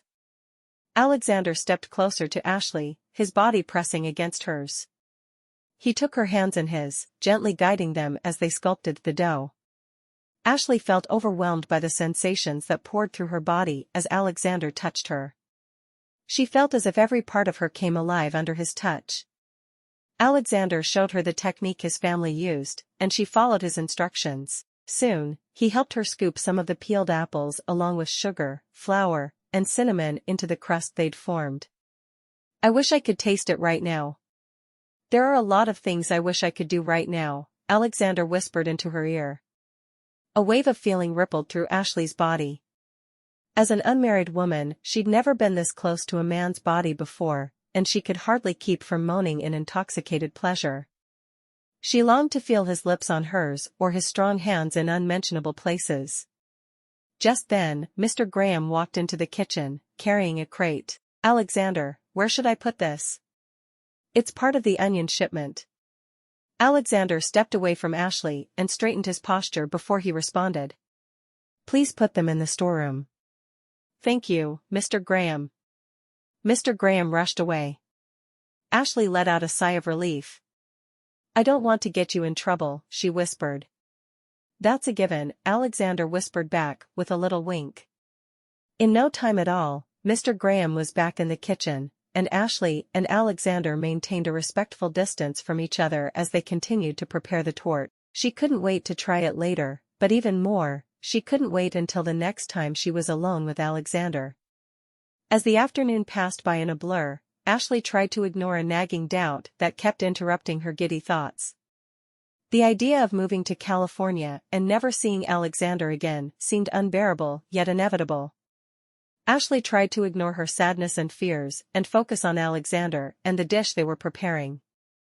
One day at a time, her mother used to say. And, Ashleigh thought to herself, one slice of apple toward at a time, too.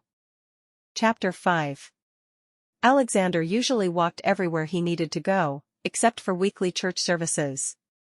That evening, however, he decided to take his horse and wagon for a ride. His head had been reeling ever since he'd read the letter that Ashleigh had slipped into his coat pocket.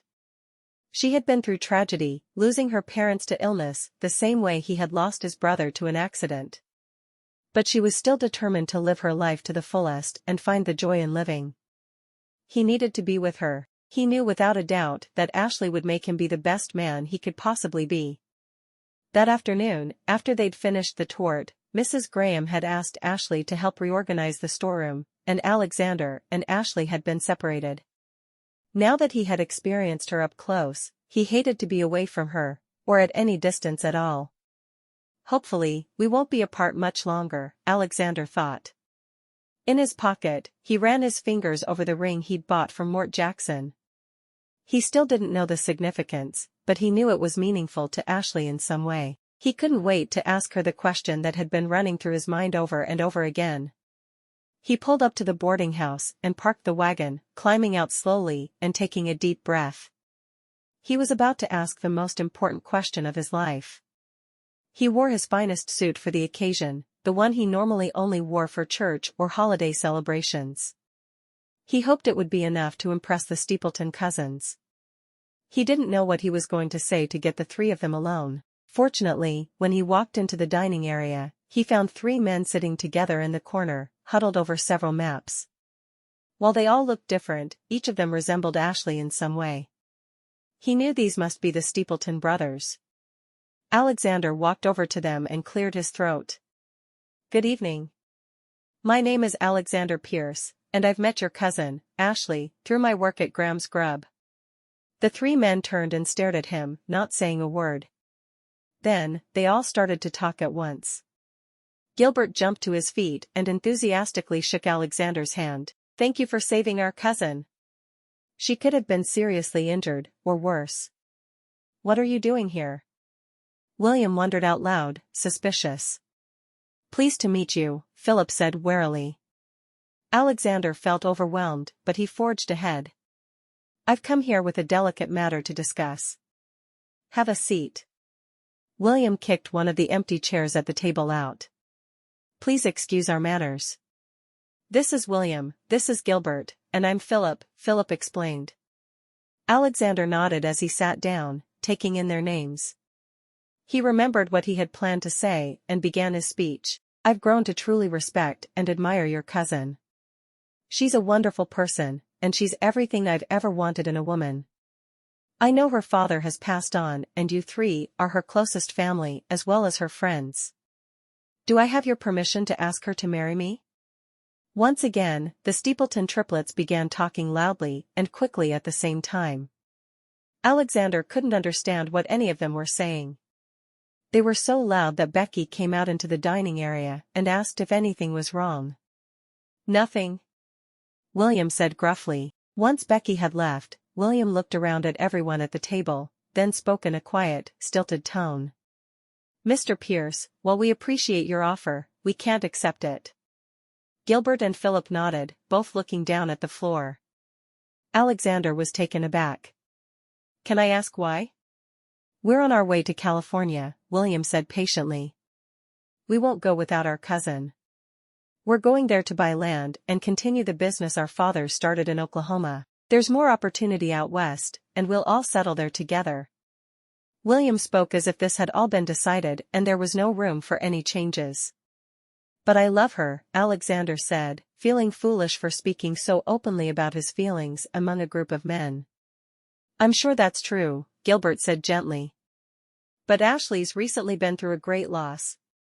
We all have. She really needs her family right now." "We're very sorry," said Philip. William glared at him. Alexander suspected that William wasn't all that sorry. "Is there anything I can do to change your mind?" Now Alexander was desperate. This wasn't the way he had imagined the conversation going at all. He would do whatever it took to convince them. William shook his head. There's nothing. Alexander sat in silence, stunned. He remembered the letter he carried in his breast pocket and was glad he'd written it. Nervous that he wouldn't be able to find the words to propose, he'd written out his feelings for Ashleigh so she would understand how grateful he was for her letter. Although the letter didn't outright propose marriage, it did express his deep affection for her as well as his desire to get to know her better. He pulled the letter out of his pocket. Will you at least give her this letter? It doesn't say anything about marriage. Please. Gilbert took the letter from his hands, compassion shining through his eyes. Sure. I really didn't think this was going to happen, Alexander told them, still in shock. Although he'd fallen for Ashleigh quickly, he felt the sting and pain as if they'd known each other for years. William shrugged. We're sorry we couldn't help you. But if you don't mind, we've got a lot to do. We're planning our route to California. Gilbert glared at his brother. That's so insensitive, William. He can stay here as long as he likes. We've got work to do. William protested. Don't fight. Philip commanded. Alexander shook his head sadly. I'll leave. Have a good evening. He walked out of the boarding house feeling sad and dejected. He should have known Ashleigh was too good to be true. Maybe he was doomed to go through life alone. Inside the boarding house, William snatched the envelope out of Gilbert's hands. You're not considering giving that to Ashleigh, are you? What's the harm? Gilbert asked, reaching for the letter.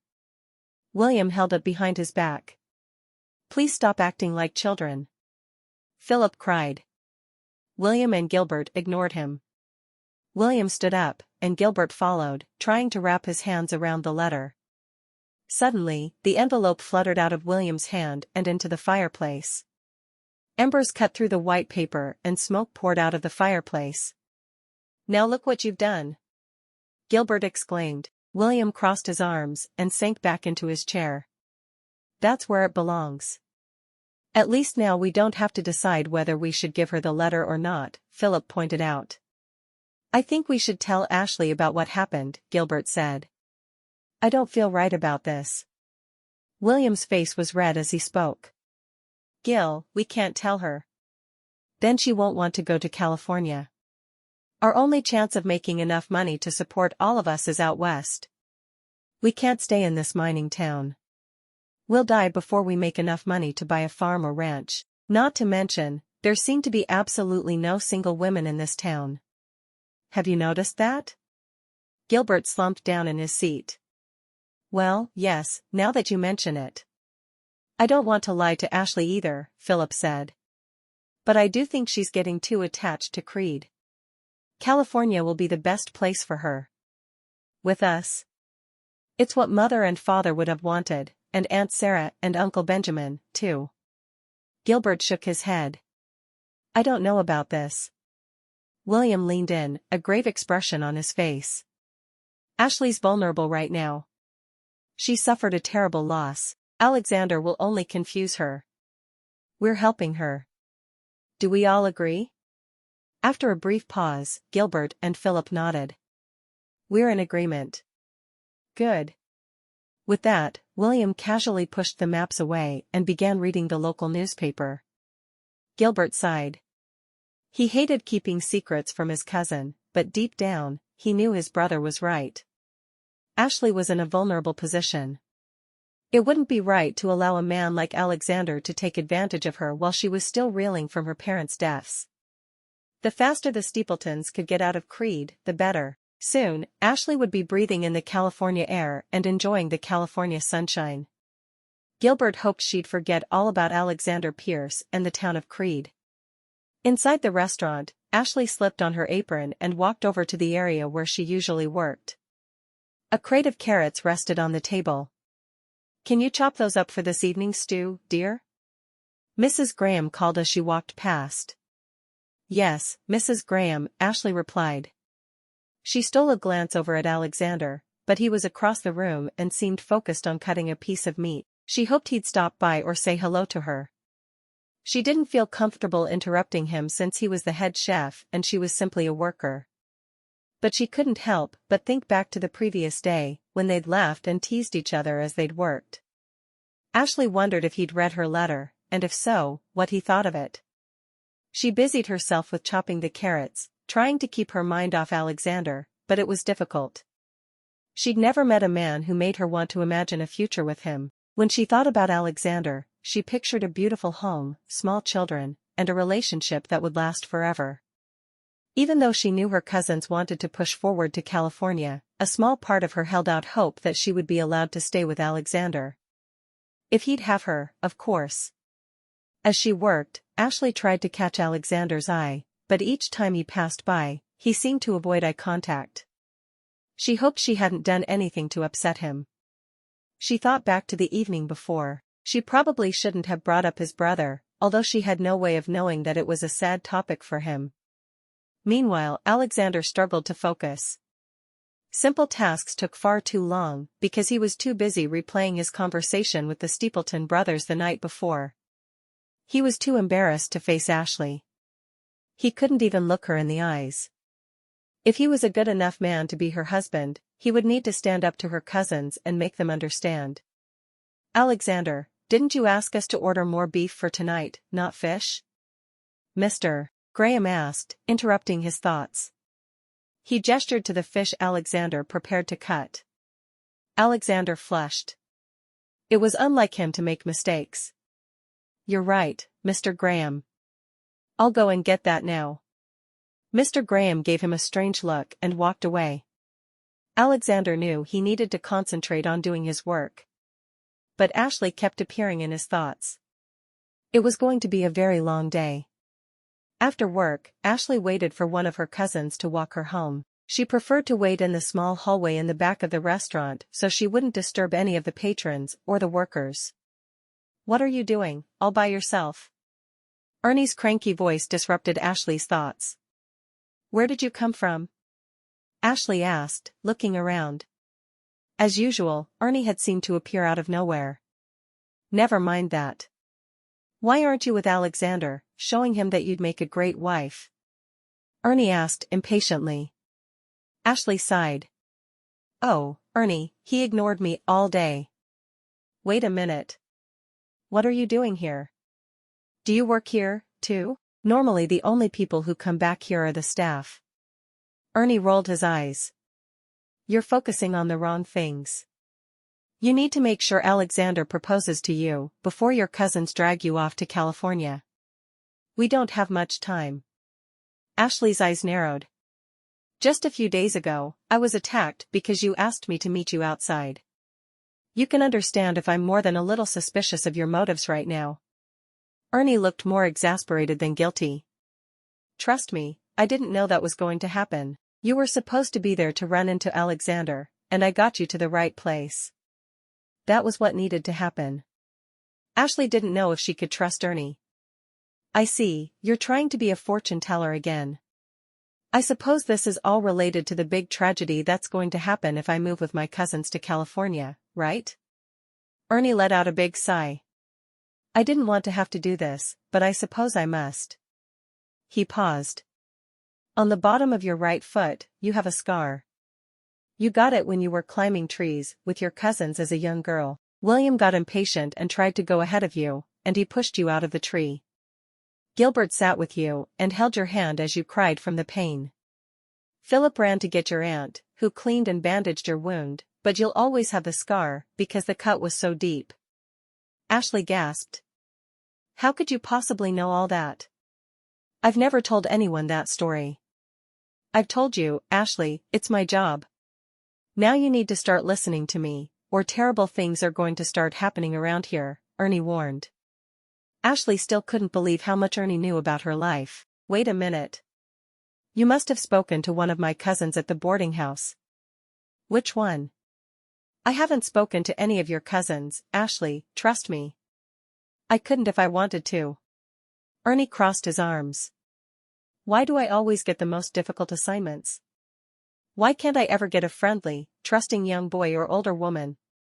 Instead, I get an ungrateful, suspicious young woman who will never listen to me." Ashleigh squeezed her eyes shut in frustration, trying to think.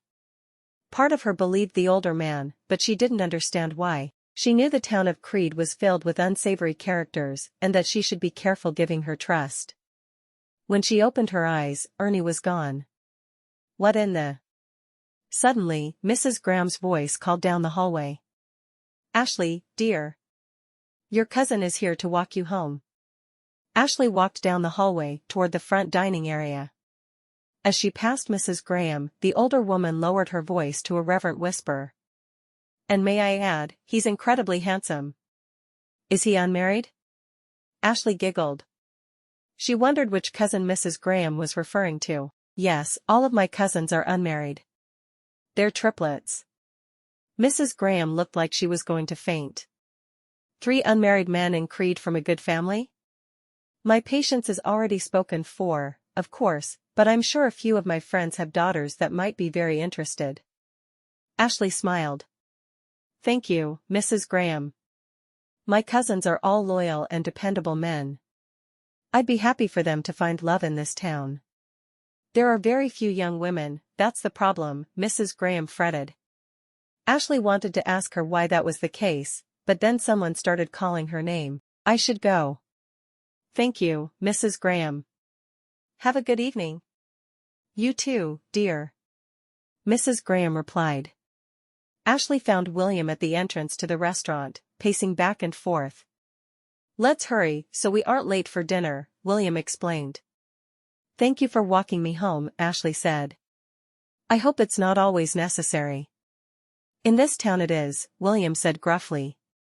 Ashleigh knew that meant there was no room for further discussion. She sighed and fell into step alongside William's powerful strides. How was work today? It was fine. I actually find myself enjoying the work. It's difficult, but it's well-paying and good for developing muscle, William admitted. Ashleigh felt a small ray of hope. She knew she shouldn't push the issue, but maybe William would like his work in the mines so much that he'd want to stay in Creede. Then she'd have more time to spend with Alexander. That is, if he stopped behaving so strangely. Ashleigh frowned as she thought about it. What's wrong? You have the most curious expression on your face, like something is really bothering you. William looked around anxiously. He already felt that he'd failed his cousin since she'd been attacked. Even though it hadn't been his fault, he considered himself the new patriarch of the family and felt that the incident had occurred on his watch. He would never be able to forgive himself if any other danger befell his cousin. It's nothing, I guess, Ashleigh said. She didn't want to bother William with her silly thoughts. Has anyone been giving you trouble? William demanded, stopping in his tracks. Ashleigh laughed despite herself. No, William, nothing like that. I'm sorry to worry you. It's just a simple schoolgirl crush. To Ashleigh's surprise, William's expression darkened. What's he said to you? Nothing, Ashleigh replied sadly. Today he simply ignored me. Wait a minute. How did you know who I was talking about? William's face flushed, and he started walking again. I can tell by the way your expression changes when you talk about him. You get all dreamy. Oh, is it that obvious? Ashleigh winced. You have nothing to worry about. He's clearly not interested in me after today. He didn't say a single word to me. And he kept avoiding me. He didn't even wave hello or goodbye. Good, William said, sounding satisfied.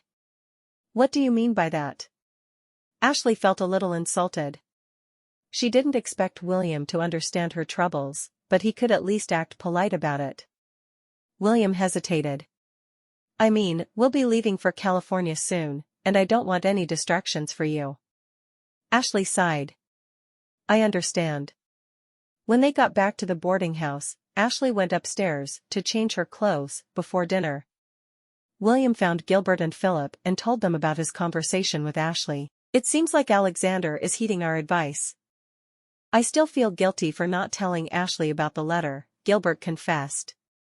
I know what you mean, but I think it's all working out for the best, Philip said. Now we just need to get Ashleigh excited about moving to California, William added. She seems glum. Upstairs, Ashleigh couldn't stop thinking about Ernie. Who was he? How did he know so much about her? When she went downstairs for dinner, she saw Becky setting the tables. "Becky, I started to ask you about this before, but we were interrupted. What can you tell me about Ernie?"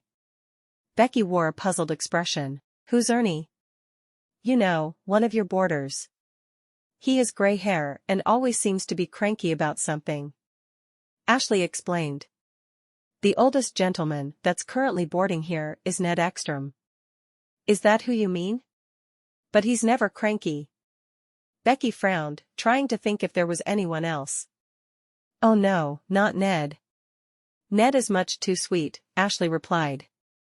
"Ernie. I've seen him here several times." "I'm sorry, Ashleigh. I don't know anyone by that name in the town of Creede, let alone in this boarding house," Becky said apologetically. Ashleigh felt sick. Was Ernie one of the bad men she had been warned about? Was he only pretending to be a boarder to hurt her in some way? Her mind was spinning as Gilbert approached her. "Ashleigh, I feel like I haven't seen you all week. Come, sit down, tell me how everything is going." Ashleigh smiled gratefully. Now that they were both working, they rarely had time to spend together, and she missed it. She was glad Gilbert had recognized it, too. "Oh, Gilbert, I wanted to ask you. Have you met Ernie yet?" Ashleigh asked. Becky had seemed confused, but surely Gilbert would have seen the man around the boarding house. "Who's Ernie?" Gilbert replied. Ashleigh began to describe him, but William interrupted her. "Ashleigh. Fantastic news." "What's that?" Ashleigh smiled. Since William was usually so gruff and solemn, she was amused whenever he displayed enthusiasm. "I've had a letter from an acquaintance in California. His friend, a wealthy bachelor, is seeking a bride, and he's interested in you," William said. "How is that possible?" Ashleigh was baffled. She had no idea how a man in California would have even heard of her, much less wanted to marry her.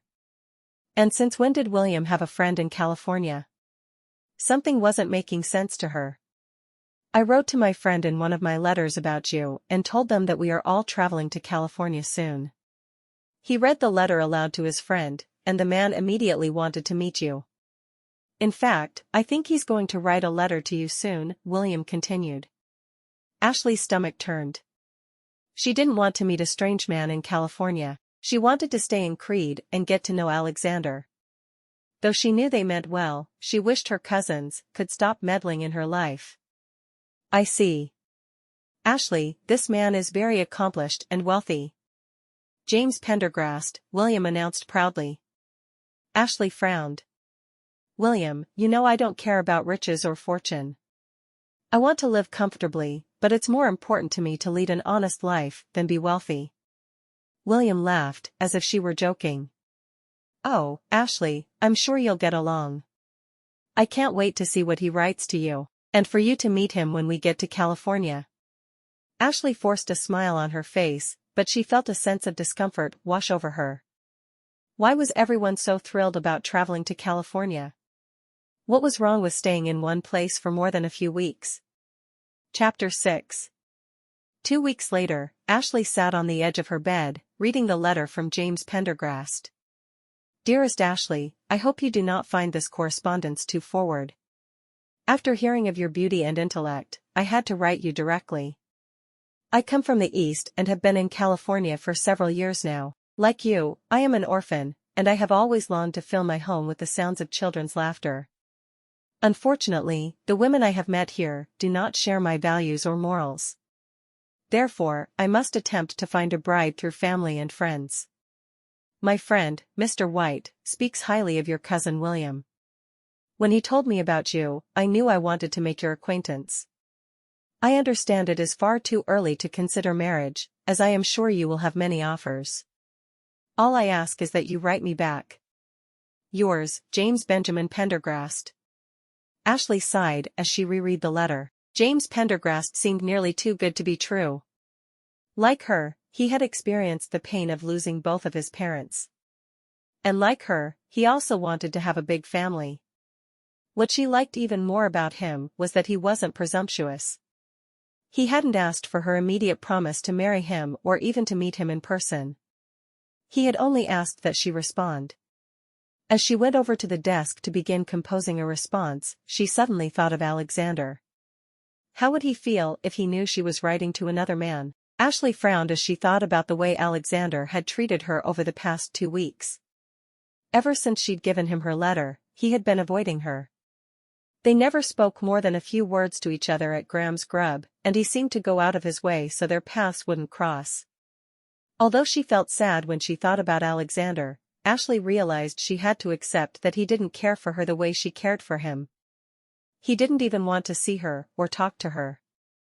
She had to move on. Even without Alexander's affection, she found herself wishing that she and her cousins could stay in Creede. Although Creede had its issues, it seemed like there were many people who truly cared about the town and wanted it to change for the better. Ashleigh enjoyed meeting with them and spending time with them. She knew her cousins would never understand this. They all had been getting more and more excited about their upcoming move to California and making plans for the money they'd make once they arrived. Ashleigh didn't care about money all that much. She wanted to earn a wage while she was a single woman to help provide, but she didn't long for riches or wealth like other people she knew. She had to admit, though, that her cousins would be relieved if she ended up with a man who had money like James Pendergrast seemed to. She wondered what his house looked like. Were houses in California like the ones in Stillwater or Creede? Although she wasn't happy to leave Creede, she was excited to learn about a different way of life in California. Ashleigh took a deep breath and thought about what she wanted to say to James Pendergrast. There was no doubt about it. No matter what Ernie said, California was her future. She may as well get used to it. That evening, Ashleigh went downstairs for dinner a bit early. The only boarder who was in the dining area was Ned. "Hello, Ned," Ashleigh cried cheerily. He was just the man she wanted to see. "I have a question for you." "For you, Ashleigh, anything." Ned smiled. He had come to consider Ashleigh as a daughter, though he had never married or had children of his own. "Do you know a man named Ernie?" "He's about your age and has gray hair," Ashleigh explained. Ned seemed to know everyone in town. That doesn't ring a bell. What town does he live in?" Ned asked. "He lives here in Creede. Or at least, I think he's staying here in this boarding house. But Becky didn't know who he was, so I'm worried he's some kind of criminal." Ashleigh blurted out in a rush. "Oh, dear. You poor thing. You're probably still upset from the attack of those 2 men, Ned said sympathetically. "I don't know the man you're describing, but if he is some kind of criminal, I'll certainly be on the lookout for him." "Does that sound like a plan?" "Thank you, Ned," Ashleigh said, but she felt even more worried. How was it possible that no one in town had seen Ernie? Just then, Willem, Gilbert, and Philip came downstairs. "I'm starving," Philip exclaimed. "Is it dinner time yet?" Becky came out of the kitchen, carrying a steaming pot. "Seems to me you 3 have a knack for arriving just as the food comes out." "They've always been like that," Ashleigh exclaimed, and everyone laughed. Ashleigh and the men ladled out stew into small bowls and took them back to the table nearest the fireplace, their favorite spot. "Did you write back to Mr. Pendergrast yet?" William asked anxiously. "Don't be so pushy, William. Ashleigh will write back if she wants to," Gilbert scolded. "Can't we just have a nice meal with Ned?" Philip lamented. "I'm so sorry." "Don't worry about it," Ned told him. "My brothers and I used to argue like that all the time." Ashleigh smiled at her cousin's antics. They never seemed to change. Before she could respond, she saw Ernie standing near the table, watching their conversation. "Ernie." Ashleigh waved. "Come here and introduce yourself to everyone." As Ernie walked over, everyone at the table turned and stared at Ashleigh with expressions of concern on their face. Ernie didn't seem to care. He walked over to Ashleigh and scowled. "You're writing letters to the wrong man. You're supposed to end up with Alexander, not some strange old California snob. Why can't you ever listen?" That's very rude, Ernie, Ashleigh warned. In a moment, Ernie disappeared again, and Ashleigh looked around, wondering where he'd gone. Are you okay? Gilbert stood up from his chair and placed his palm against Ashleigh's forehead. We should get her to bed immediately, William declared. Philip watched his brothers with concern. What are you all talking about? Ashleigh asked, not understanding why her cousins were reacting so strangely. Who were you talking to? Gilbert asked gently. Why, that was Ernie, the man I've been telling you about. But then he just disappeared. Did any of you see where he went? Ashleigh continued to look around the room. Gilbert knelt down next to Ashleigh and put his hand around her shoulder. I'm sorry, Ashleigh, but there was no one there. I think you might be seeing things. Do you feel sick? Ashleigh shook her head vigorously. No, I feel fine, and I know what I saw. None of you saw Ernie? Everyone shook their heads sadly. Becky stopped serving dinner and came over to see what the commotion was about. What's going on? Everyone stared at Ashleigh. In a flash, she understood. No wonder no one in Creede had ever seen Ernie. He was a figment of her imagination. Ashleigh felt scared. She wondered if this was what her parents had gone through when they first became ill. She had never hallucinated before, and now she didn't know what to trust. Was Alexander a hallucination, too? The men in the masks? Ashleigh felt dizzy. Maybe William is right. I should lie down. She had heard women were sent to asylums simply for reading novels. She had no idea what would be done to a woman who saw and spoke with figments of her own imagination. Gilbert helped her stand and walked her upstairs to her room. Becky promised she'd check on Ashleigh later that evening, before she left to go home for the evening. Ned said he'd let the brothers have some time to themselves and retired to his room. Gilbert put his head in his hands. I don't know what I'll do if Ashleigh has the same sickness our parents had. Don't worry, Gil. I think she's probably just been working too hard. She got tired and started to see things, that's all, Philip said, but he didn't seem convinced himself. This is why we have to get Ashleigh away from Creede and into California, William explained. She's under too much pressure here. Philip spoke up. I think you might be right. Getting her out of Creede is the best thing we can do for her, William continued. Do we all agree? Philip and Gilbert nodded slowly. They would do anything for Ashleigh. She might not like it, but they had to do what was best for her. Alexander Pierce sighed as he placed a pan on the burner in the kitchen at Graham's Grub. He couldn't remember the last time he'd spoken to Ashleigh Steepleton. These days, it seemed like she was ignoring him. Apparently, his forthright letter had scared her off. He couldn't bring himself to look her in the eyes, he was so ashamed and disappointed. He tried to busy himself with his work, with mixed results. He saw Howard, one of the workers, carrying a crate in, and he wondered if it was the shipment of pears he'd ordered. He walked over to check. In the crate weren't pears, but grapes. Alexander frowned. Where are the pears? Howard looked scared. I'm not sure. I can go ask the delivery man. Alexander shook his head, feeling his temper rising. Why is no one able to place the most basic order for me? I requested 3 crates of pears for tonight's meal. Now what am I to do? Use grapes instead of pears? They're completely different. Howard hung his head. I'm very sorry, sir, I'll place another order. It won't get here fast enough. That's not good enough. Alexander stopped himself before he could shout any more insults. He took a deep breath. I'm sorry, Howard. I didn't mean to lose my temper. Howard didn't say anything and hurried away, leaving the crate of grapes on a nearby table. Alexander grabbed one of the bunches and stared at it. What am I supposed to do with this? What about a grape juice? Ashleigh suggested, suddenly appearing at his side. Alexander frowned. Grape juice? My mother used to make it for me when I was sick, and I haven't been feeling too well the last few days, Ashleigh continued. Maybe. Alexander stared at Ashleigh, trying to figure out why she was talking to him. Ashleigh blushed as Alexander looked deeply into her eyes. They were close enough to touch, but she knew that wasn't going to happen. Everyone in the kitchen had gossiped about how angry and quick-tempered Alexander had been over the past few weeks. They seemed scared of him. Now that Ashleigh was carrying on a correspondence with James Pendergrast, she felt much better about seeing Alexander. She didn't need him, and she certainly wasn't scared of him. Before either of them could say anything else, someone shouted, "Fire!"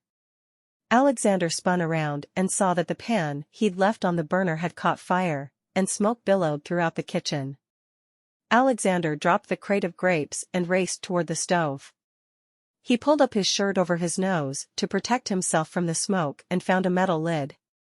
He clamped the lid down over the pot and listened to the fire sizzle out. The smoke began to clear, and everyone began to applaud. Alexander sighed a breath of relief. The applause stopped abruptly as Robert Graham tore into the room. "What on earth is going on in here?" Everyone quieted. "There was a fire, sir," Alexander said quietly. "We put it out." "How did it start?" Robert asked intently. Alexander looked down. "I left a pan on a burner unattended." "Let's step outside," Robert suggested. Everyone in the room watched as Alexander followed Robert outside, his head hung in shame and embarrassment. Ashleigh coughed a little as she watched Alexander being led out of the room. She hoped Mr. Graham wouldn't fire him. Even though he didn't care for her the same way she cared for him, she didn't want bad things to happen to him. Outside, Robert let Alexander have it. "What has gotten into you lately? You're distracted, and you're ornery. You're making me regret I hired you. Do you not want this job anymore?" Alexander's eyes were full of horror. "No, sir, that's not it. This job is the only thing in my life that makes sense. It's all I've wanted to do since I lost my brother." Robert didn't seem to care. "You're putting all of my workers and all of my customers in danger. You could have burned down the entire building today. Do you understand that? I was careless, and I'm very sorry." "I'll never let it happen again," Alexander said, looking Robert in the eyes. "Please, sir, I'll work extra hours to pay for any damage, or I'll take reduced pay, whatever you want. But please don't take this job away from me." Something in Robert's expression softened. "One more chance, Pierce. If you mess up again, you're fired. Is that clear?" Alexander nodded. "That's clear. Go back in there and clean up." "We'll need to get lunch out soon," Robert said gruffly, then went back inside, leaving Alexander standing by himself. Alexander took a deep breath, realizing that his heart was still pounding from the chaos inside. He knew the reason he'd been so hard to work with lately and why he'd been so careless. It was because every waking moment, all he could think of or care about was Ashleigh Steepleton. Even when he was trying to avoid her, she was all he thought about. One more time, he thought, he'd write one more letter and try to persuade Ashleigh and her cousins. If that didn't work, he'd move on. He'd find someone else to marry, perhaps a mail-order bride or someone from a neighboring town. He couldn't keep living like this. Near the end of the day, Robert allowed Alexander to leave early since he'd promised to take on extra shifts that week. Alexander sat down outside, composed a letter, and took off for the mines. He knew that Ashleigh's cousins worked there. He walked down the long, winding road that led to the mines. As he got closer, he saw more and more men walking out, their faces dirty from a long day of work. He wasn't sure how he was going to pick out Ashleigh's cousins in the crowd. Finally, he spotted a trio of men who were the same heights as Ashleigh's cousins and approached them. When he got closer, he saw that it was in fact the Steepleton brothers. "William, Gilbert, Philip," Alexander called out. The brothers stopped. "What are you doing here?" William looked him up and down. "Is Ashleigh okay?" Gilbert asked anxiously. "She's fine," Alexander replied.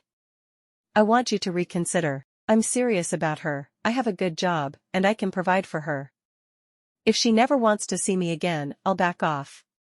But I have to try." William smirked. Haven't you heard? Heard what? Alexander felt uneasy.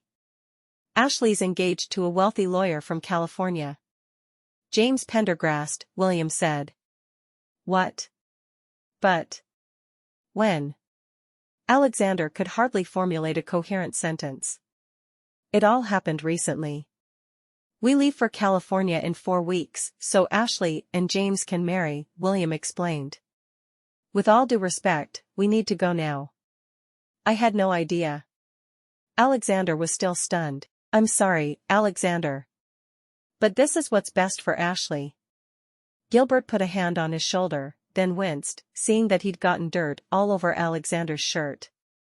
The brothers moved on, leaving Alexander standing all alone for the second time that day. Ashleigh was engaged to another man. His dreams, his ideas, his plans. All of them had just gone up in smoke. Chapter 7. Ashleigh smiled as she read the latest letter from James. She had sent a book with her last letter, and he had read it and expressed that he'd enjoyed it very much. She couldn't wait to meet him in person. She wished there was a way for James to come to Creede, so she and her cousins could stay, but she knew that would never happen. As usual, Ernie showed up at the most inopportune of times. Ashleigh was horrified. What are you doing in my room? She prepared to call for help, but then she remembered the events a few weeks prior, when no one else had seen Ernie. Wait a minute. You're not real. You're just in my mind. This is impossible. Impossible. I get the worst ones. Ernie complained, looking up at the ceiling. Who are you talking to? Ashleigh didn't understand. If Ernie was something she had thought up, why didn't he make any sense? Ernie plopped down on the bed. Ashleigh, you're not going mad. I never said I was going mad, Ashleigh said defensively. But you thought it, Ernie countered. How would you know that? Ashleigh asked. Ernie sighed and glared toward the ceiling. I'm not really supposed to have to spell it all out for you, but let's just say, I know things. Things about you. And only you can see me. Because I'm here to help you. Ashleigh took this all in. Help me with what? I was sent here to help you survive, but the only way you survive is by staying here in Creede and marrying Alexander. You can't go to California. Terrible tragedies will occur, Ernie emphasized. What kind of tragedies? Ashleigh whispered. Against all odds, she found herself believing Ernie. I thought all the tragedies were in my past. Do you love your cousins? Ernie asked. Of course. What kind of question is that? Ashleigh made a face. If you all go to California, there will be a horrible accident. Philip will be killed instantly.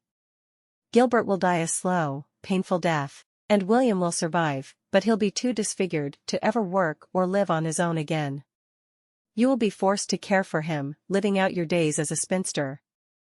Is that what you want, Ashleigh? Ernie collapsed onto the bed, exhausted from his speech. Ashleigh was too flummoxed to be appalled that Ernie was lying on her bed. That all is going to happen if we go to California? And you know this because... The man was as crazy as she was beginning to think she was. Why was he saying all these things? I have it on good authority, Ernie said. The best authority, in fact. Ashleigh's eyes widened. Are you telling me you're an angel? Ernie sat up straight. Finally. Took you long enough. God sent you here to help me? Ashleigh asked. Even I don't know all the particulars. No one can understand everything. All I know is that you shouldn't go to California. You should stay here and be with Alexander. That's it. Is that so much to ask for? Ashleigh smiled despite herself. Even though he could be obnoxious, Ernie was growing on her. Her smile faded as she thought about Alexander's treatment of her. But he's ignoring me. He doesn't care for me at all. He never even responded to my letter. Have you really been trying though, Ashleigh? You seem like you ignore him at work, Ernie protested. How would you know that? Ashleigh hadn't seen Ernie at work lately. I'm always near you, Ashleigh.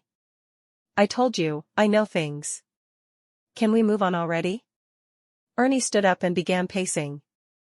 We don't have much time left. That's right. We're leaving for California in only 2 weeks, Ashleigh agreed. But she badly wanted to stay there with Alexander. Or did she want to be with James? Her mind was starting to mix the two men up. You need to start spending more time with Alexander. Write him more letters. Something. Anything. Ernie said, sounding frantic. Ashleigh shook her head sadly. I don't think so. Plus, I'm writing to another man, a man from California. You shouldn't trust letters from a man you've never met, Ernie scolded. You're not my father. Why are you constantly telling me what to do? Ashleigh burst out. For a guardian angel, Ernie was extremely annoying. She wished she could tell him to get out and never come back, but what would happen if she did? He was an angel after all. Look, I'm only supposed to focus on you and Alexander. This other man, he's outside of what I do. I'm not supposed to get involved. But I wouldn't be so excited about him, that's all I'm saying, Ernie explained. Ashleigh rubbed her eyes wearily. So much was happening all at once. Who was she supposed to trust?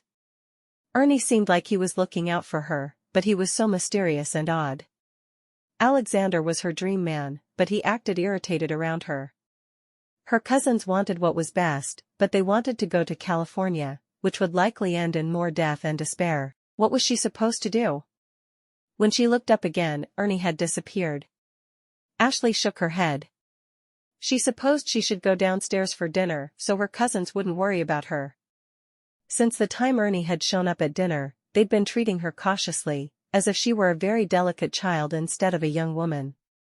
When she got downstairs, the dining area was abuzz with hushed, worried chatter. What's going on? Ashleigh asked as she took a seat next to her cousins.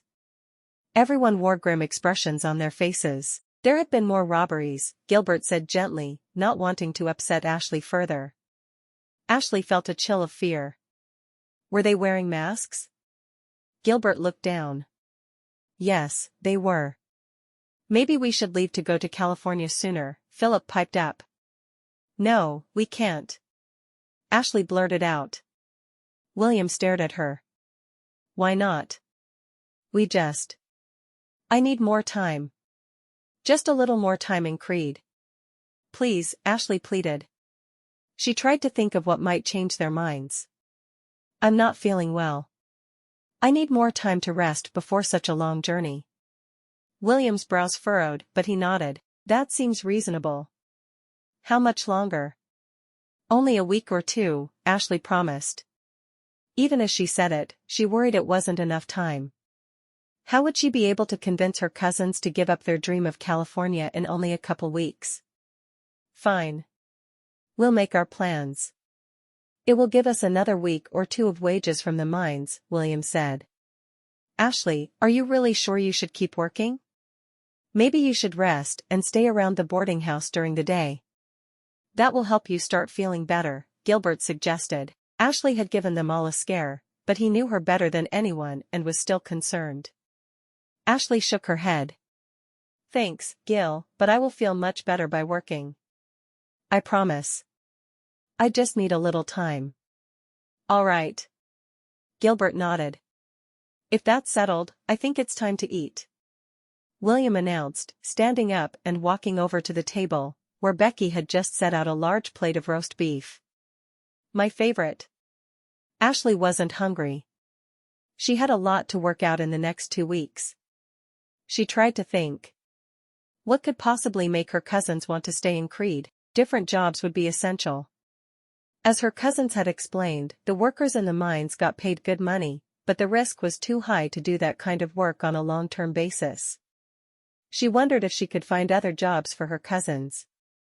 Just then, she remembered the letter she had written upstairs for James. How would she break the news to him that she was no longer going to California? Over the past weeks, she had grown more and more excited to receive letters from him. It seemed like they both liked the same things and had the same hopes and dreams for their lives. She didn't want to get her hopes up, but she had a feeling if she met him in person, she'd be hopelessly in love. Another nagging voice in the back of her head warned her that Ernie might not be telling the truth. He had said he was an angel, but how did Ashleigh know that was true? What if Ernie was trying to prevent her from going to California for another reason? Ashleigh's head spun as she considered the possibilities. "Aren't you going to get some food?" Philip asked. Ashleigh had almost forgotten. She stood up and retrieved a plate of roast beef, but she still wasn't hungry. She pushed her food around. "Do you want any?" Ashleigh offered her plate to William. His face lit up, and he nodded. "Thank you, Ashleigh." Suddenly, Ned staggered into the dining area. His pants had a rip in them, and his head was bloodied. He took a few steps, then collapsed onto the ground. Ashleigh stood and raced over to him. Becky brought a glass of water and a cloth, and William and Gilbert lifted Ned up and set him down on a sofa near the fireplace. Becky cleaned his wound, and Ashleigh held the cloth to it until the bleeding stopped. Ned blinked his eyes. "Are you okay? What happened?" Ashleigh exclaimed. "I was coming back from the mercantile, and two men, they came out of nowhere, and they hit me over the head. They took all the money I was carrying, and the fabric I'd bought at the mercantile. I was going to make you a parting gift," he told Ashleigh. Ashleigh's eyes filled with tears at the older man's generosity. She knew Ned didn't have much, and the fact that he'd paid for a gift for her meant so much. "Don't worry about that now," she said softly. "Were these men wearing masks?" William asked. Ned nodded. "I'm going after them, that's it," William shouted, standing up. A few of the other boarders stood up, too. They cheered. Becky frowned at him. "Not now, William. You all will wind up hurt, or dead." William shook his head. "Something has to be done." A few others nodded their heads in agreement. "We can't allow these masked men to terrorize our town," William continued. "We need to show them that they can't act like that. If they hurt us, we'll hurt them back." Becky looked like she was going to be ill, and Ashleigh agreed. "William," Ashleigh said softly. "Can we talk about this calmly?" William shook his head. "I'm sorry, Ashleigh, but I can't stand idly by while this happens." He looked around the room. "Who's with me?" A few of the other men jumped to their feet and followed William out the door. Gilbert and Philip remained, looking conflicted. "Please, stay here with me," Ashleigh pleaded. "I'll stay," Gilbert quickly replied. Ashleigh breathed a sigh of relief. "I don't want to fight. But I think I should go after William and make sure he doesn't do anything he regrets," Philip said. Ashleigh and Gilbert looked at each other. Ashleigh didn't want Philip to get hurt, but he was right, someone needed to go after William and calm him down. Ashleigh nodded. Philip rushed out the door, hurrying so he could catch up with William and the others.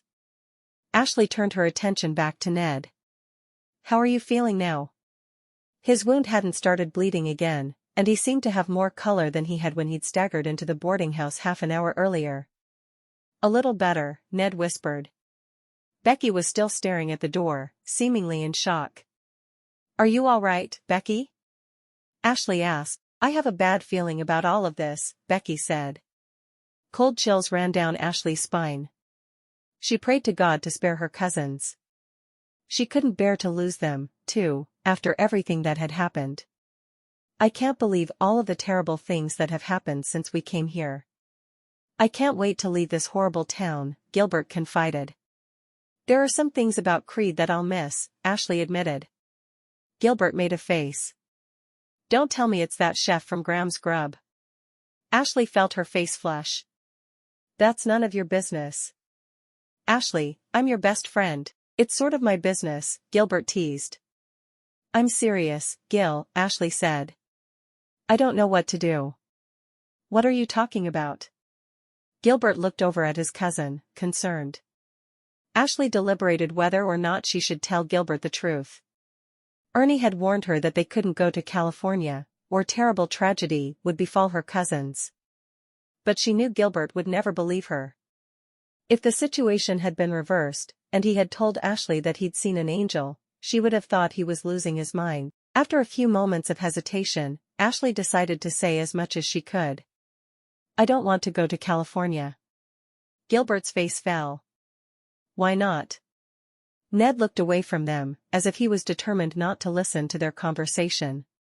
Ashleigh looked down at the floor, trying to find the right words to convince her cousin to stay in Creede. Finally, she looked Gilbert in the eyes. I have a very bad feeling, Gil. I can't explain it, but I know that we can't go to California. She knew she sounded crazy, but it would be even worse if she brought up Ernie. Ashleigh, it's normal to be scared. I don't know what California's going to bring, either. Gilbert tried to assure his cousin.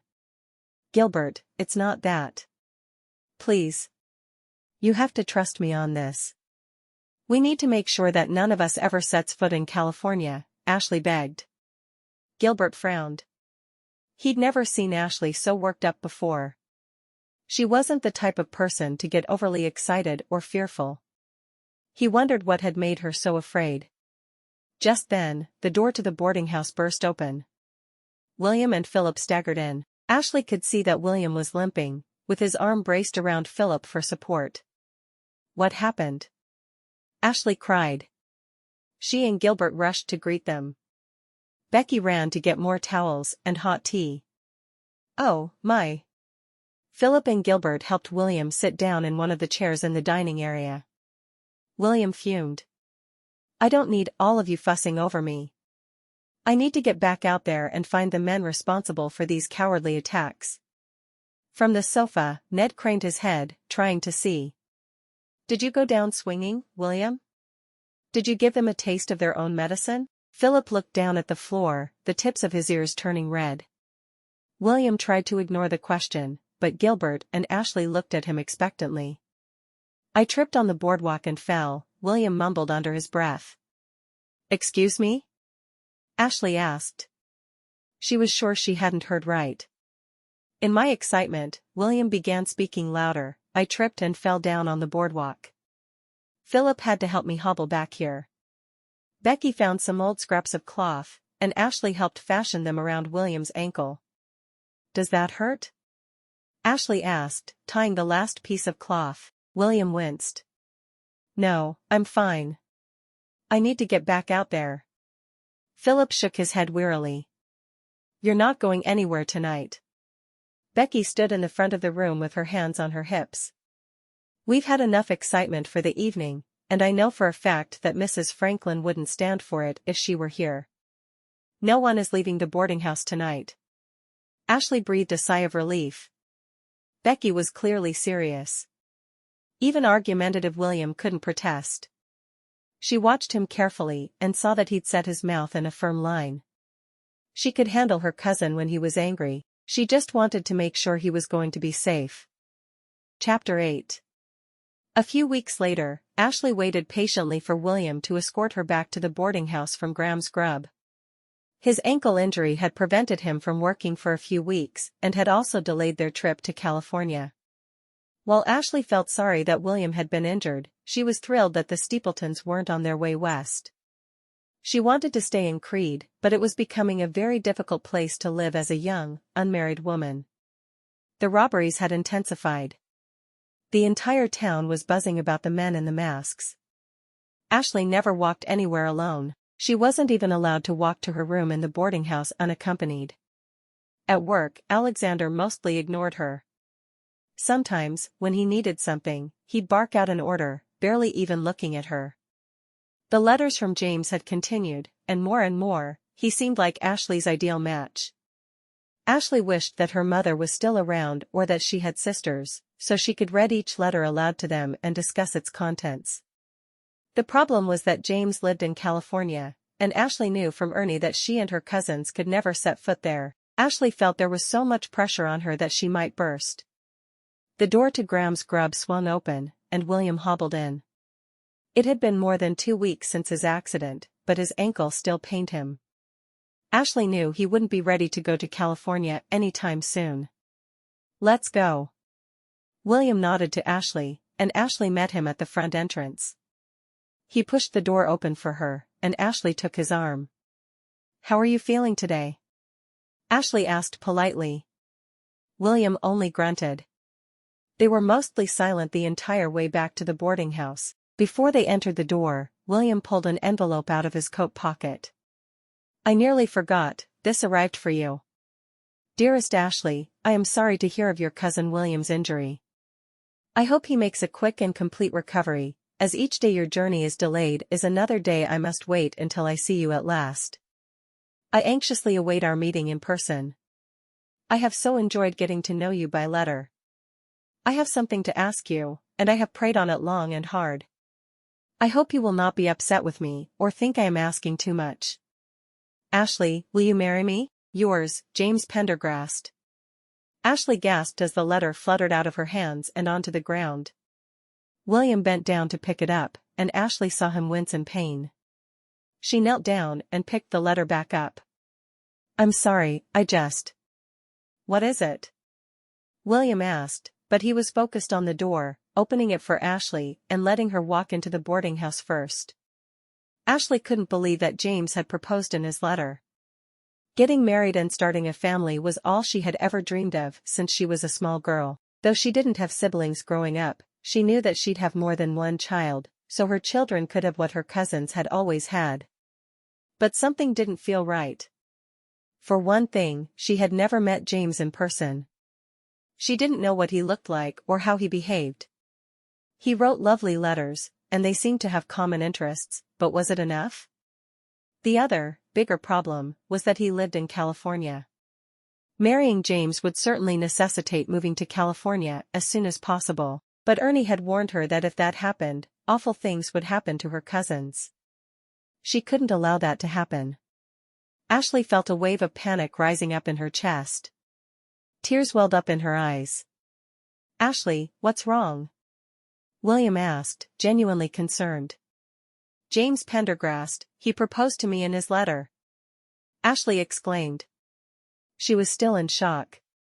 Knowing the man had proposed had told her all she needed to know. She didn't want to marry him. She wanted to marry only Alexander. "We should leave for California at once then," William declared. "Aren't you surprised?" Ashleigh asked. William was acting like he had already read the letter. "Yes, of course I'm surprised," William said after a brief hesitation. Ashleigh and William walked further into the boarding house. Philip and Gilbert sat at a table together, talking and laughing. When Gilbert saw them, he waved them over. "Settle a bet," Gilbert announced as Ashleigh took a seat. "Who do you think will get a job faster in California, Philip or me?" Ashleigh smiled. "I hope you two aren't actually betting." "That doesn't seem like you, and besides, I would never answer that question. All three of my cousins are equally capable of finding well-paying jobs, no matter where we live." "Ashleigh's had news from California," William said in an exaggerated fashion. Ashleigh sighed and looked down at the floor. She knew she should be ecstatic that a wealthy lawyer had proposed marriage, but all she felt was confusion and fear. "What kind of news?" Philip asked stiffly. Gilbert looked away. William looked at Ashleigh. "Tell them, cousin. Mr. Pendergrast has proposed marriage to me," Ashleigh said in a soft voice. "That's wonderful," Philip said, still sounding a bit unsure. "That means we should leave for California soon, doesn't it?" "As soon as William's leg is healed." Ashleigh frowned. "That's what William said, too." "I'm not sure." "What aren't you sure about?" William asked, shocked. "We need to go there immediately." "Who knows, if you wait too long, Mr. Pendergrast could change his mind." Gilbert glared at William, but William only smiled. "We should celebrate," William continued. "Celebrate?" Ned walked over to the Steepletons' table. "What's the occasion?" "Ashleigh's engaged to a wealthy businessman from California," William declared. Now it was Ashleigh's turn to stare at William with disdain. She considered her correspondence with James a private, personal matter. Although she cared for Ned, she didn't want all of the guests at the boarding house to know about James and his proposal. "I haven't accepted yet," Ashleigh said, but no one was paying attention. "You're engaged?" "Oh, my goodness!" I'll have to bake a cake this evening to celebrate. Becky rushed over, her baby crawling quickly after her. Mrs. Franklin will be sorry she missed all this excitement when she returns. Oh, no, Becky, please, don't go to any trouble. Ashleigh pleaded. She hated the idea of others fussing over her. I don't need anything like that. Nonsense, Becky replied. I'm going to start baking right now. Becky disappeared into the kitchen, scooping up the baby on her way out. Ashleigh noticed that Gilbert looked just as uncomfortable as she felt. She smiled at him, but Gilbert only looked away. Ashleigh wondered what was troubling him. Gilbert was usually so happy and carefree. Ned patted Ashleigh on the shoulder. Congratulations, dear. I'll miss you when you all go to California. We've gotten used to having you here. I'll miss you, too, Ned, Ashleigh said sadly. She really would miss him. He was such a sweet and thoughtful man. Ned smiled and wandered off to another table, sitting down with some of the other longtime boarders. Ashleigh turned to her cousins. I don't think we should go to California right away. I need a few more months in Colorado. I'd like to gain more experience working in the restaurant. Ashleigh held her breath and waited for her cousins to respond. She was taking a chance, but she had thought about it and this seemed like the most logical explanation. William was not impressed. Why would you need restaurant experience? You'll have wifely duties and children. You won't need to work. But the Grahams need me. There aren't many young, unmarried women in town who are able to work in the kitchen. I want to give them enough notice that I'm leaving, Ashleigh continued. Then give them notice now, William said. I don't understand, Ashleigh. Don't you want to go to California? Ashleigh sighed. It's hard to explain, William. But our family has been through so much. Too much change all at once can be detrimental. I want to make sure that we're doing what's right for all of us. But what about James Pendergrast? William asked. Do you not want to get married? Please, William, stop that, Gilbert said sharply. Ashleigh was surprised at his tone of voice. We don't want to make you do something you're uncomfortable with, William told Ashleigh. But we need to get on our way. If we wait too long, there won't be any opportunities left there. Ashleigh nodded. I'll think on it, she promised, and she meant it. Suddenly, Ashleigh felt feverish and tired. I'm going to go to my room and lie down before dinner, she told her cousins. She quickly walked up the stairs and into her room. She didn't know what had come over her. As she opened the door and stepped into the room, she saw Ernie sitting on her bed, one leg crossed over the other. Ashleigh shouted in surprise. Don't make such a commotion. The other guests will hear you. Ernie scolded. You startled me. You shouldn't do that to a person, Ashleigh fired back. Ernie smirked. You're in a bad mood today. That's right, I am. Ashleigh cried. First, Alexander treats me like I'm an annoyance at work all day. Then, a man I've never met proposes marriage in a letter. Finally, the three people I love most in the world try to convince me to uproot my life and move to California, which you've told me will only lead to death and despair. Am I supposed to be in a good mood? Ernie was taken aback by Ashleigh's outburst. I didn't realize you were so upset. Ashleigh tried to catch her breath. I only want to be alone now. Why don't you just leave? But I'm here to help you. That's the whole point. Ernie protested. You don't seem to be doing a very good job of that. Ashleigh walked over to the bed and plopped down next to Ernie, crossing her arms. Maybe I don't need an angel. Maybe you should just leave me alone. Now, wait just a moment before you go insulting me, Ernie said angrily. You don't know half the things I know. What is that supposed to mean? Ashleigh huffed. It means you should listen to me because I know a whole lot more than you do, Ernie said crossly. Unbelievable, Ashleigh muttered. What's that? Ernie asked. How on earth did I manage to end up with the most crotchety, cranky guardian angel? Ashleigh wailed, looking at the ceiling in despair. Weren't angels supposed to be helpful? I refuse to sit here and be insulted, Ernie said hotly, standing up. Then maybe you should leave, Ashleigh said flatly. You know, you're no peach yourself, Ashleigh. Ernie began. Other people actually listen to their angels and pay attention to them. You fought me at every twist and turn. You can't blame me for your life not going perfectly. Last time I listened to you, Ernie, I ended up being attacked by the masked men. Ashleigh cried. Ernie's eyes widened. That wasn't my fault, Ashleigh. I had no way of knowing that would happen. It's not fair for you to bring that up. For a moment, Ashleigh almost felt sorry for Ernie because he looked genuinely stung by her words.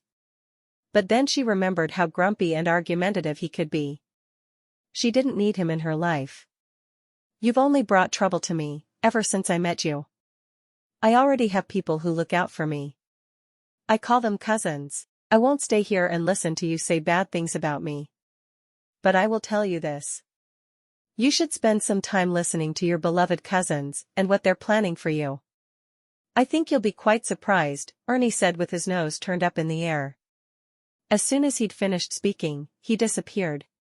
All alone in her room, Ashleigh began to cry. The tears started as a few drops, but quickly turned into racking, heavy sobs. Why was everything going wrong all at once? Even if Ernie hadn't warned her against it, she had never been truly excited about going to California. She liked her life in Creede. Leaving Stillwater had been hard enough. She didn't want to leave her new job or the friendships she'd made. She also worried that her cousins would be caught up in greed if they went to California.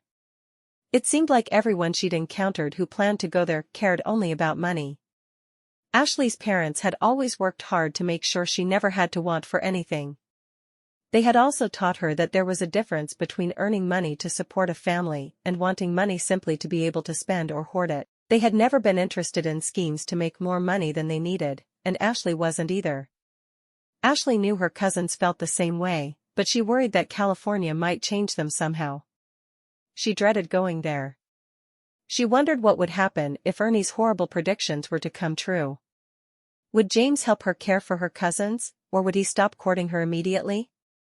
Ashleigh thought that James, who had written her such sweet letters, surely wouldn't abandon her in a time of need. Then again, she had never met him before. She didn't know what kind of person he really was, and that terrified her. Were her cousins expecting her to leave everything behind to marry someone she didn't even know? Ashleigh quieted, clutching the pillow against her chest. She wanted her mother, but her mother wasn't coming. She would have to figure this out for herself.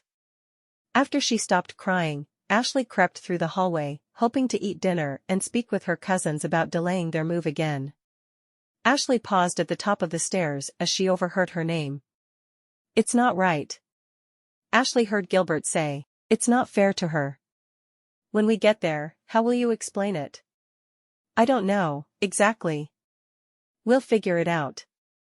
We'll say he changed his mind or something. William retorted. Changed his mind? Gilbert demanded. That makes no sense. These things happen all the time, William snapped. I see both of your points, Philip said. We have to come to an agreement on how to proceed. We have to tell her the truth. Gilbert's plea floated up the stairs. We'll tell her in due time, William said. First, we need to get to California. I don't see the point if it's under false pretenses, Gilbert replied. I only did what I had to do because of that chef, William said. I feel badly about that, too, Gilbert bemoaned. The letters did seem to get Ashleigh's mind off Alexander and more open to the possibility of another man, Philip admitted. But we were dishonest. We lied. We pretended to be someone we're not. Gilbert protested. Ashleigh's brow furrowed. What in the world were they talking about? She was scared hearing them talk about her like this. What were they deceiving her about? You know, Gilbert began, Ashleigh will probably figure this all out on her own. She's smart. I'm surprised she hasn't confronted us about it yet. I went to great lengths to disguise my handwriting. William said, sounding offended. Ashleigh gasped. Suddenly, what they were talking about all made sense. There was no James Pendergrast. Her cousins had lied to her. Ashleigh walked back into her room numbly and slammed the door shut behind her. Sobbing for the second time in less than an hour, she slipped under the covers and buried her head under her pillow. She had been through one tragedy after another in the past year, but this pain was unlike anything she'd ever experienced. Ashleigh cried and cried as the night wore on. Becky knocked on her door, asking her if she wanted dinner or any of the special cake Becky had made in her honor. Ashleigh couldn't bear to answer. Becky went downstairs and told the Steepleton cousins about the sobs she'd heard from the hallway. Gilbert went upstairs first. He knocked on the door gently. "Ashleigh? May I come in?" Ashleigh took a few deep breaths, mustering up the courage to speak to him. "No, what's wrong? Are you ill?" Gilbert called, concerned. "No, I'm not ill," Ashleigh replied. "Then what's wrong?" Gilbert asked. "I heard you, Gilbert." Ashleigh collapsed in a wave of fresh sobs. "I heard you all talking about me. I know everything." Gilbert drew a sharp breath. He had feared this would happen. "Ashleigh, please let me explain." "I don't want you to explain, Gilbert." Ashleigh dabbed at her eyes with a handkerchief. The tears wouldn't stop. "Please, Ashleigh, let me in and I'll tell you everything," Gilbert begged. "It's too late, Gil," Ashleigh called sadly. "I didn't want to lie to you." Gilbert exclaimed. "But you did, Gil. You did." Ashleigh still couldn't believe that Gilbert, her best friend in the entire world, would do something so cruel to her. "I thought I was helping you move on, Ashleigh," Gilbert tried to explain. "Well, you didn't." Ashleigh couldn't believe he was still outside her door. "Will you at least accept my apology?" Gilbert asked. "Just leave me alone," Ashleigh called as she muffled her cries with her pillowcase. She didn't want to talk to Gilbert or anyone else. She didn't want to hear his excuses or apologies, she just wanted him to leave. Maybe she had let her cousins distract her with James, but the man in her mind had always had Alexander's face. Outside Ashleigh's door, Gilbert sighed and turned around. He walked down the stairs. "Any luck?" Philip asked. Gilbert shook his head. "She's very upset with us. She didn't even want to talk to me. She'll get over it soon, I'm sure." For once, William didn't sound convinced. "Should I try to talk to her?" Philip asked, wanting to be helpful. He hated when his cousin was mad at any of the brothers, much less all of them. Cousin was mad at any of the brothers, much less all of them. "Honestly, I'm not sure, Philip. She seemed like she didn't want to talk." "We might need to give her some time to work through her feelings," Gilbert said truthfully. "Not too much time," William muttered. "My ankle's feeling better each day. We should leave next week for California and not a moment later." "What if Ashleigh doesn't want to come with us?" Gilbert pondered. William snorted. "That's ridiculous. We're all the family she has left. Of course she'll want to come with us. I suppose we'll find out next week," Gilbert sighed. William was too confident and sure of himself to understand that Ashleigh was in real pain. Gilbert knew that William loved Ashleigh just as much as he did, but sometimes he didn't understand her sensitivities. Gilbert knew he had hurt his cousin, but for the first time in his life, he didn't know how to fix his relationship with Ashleigh. As he thought about the upcoming trip to California, a dark sense of foreboding fell over him, putting him in a somber mood. He didn't want to go to California without Ashleigh, but William was determined to travel west as soon as possible. Gilbert searched for answers, thinking of ways he could convince Ashleigh to forgive him. She was the only family the cousins had left outside of each other.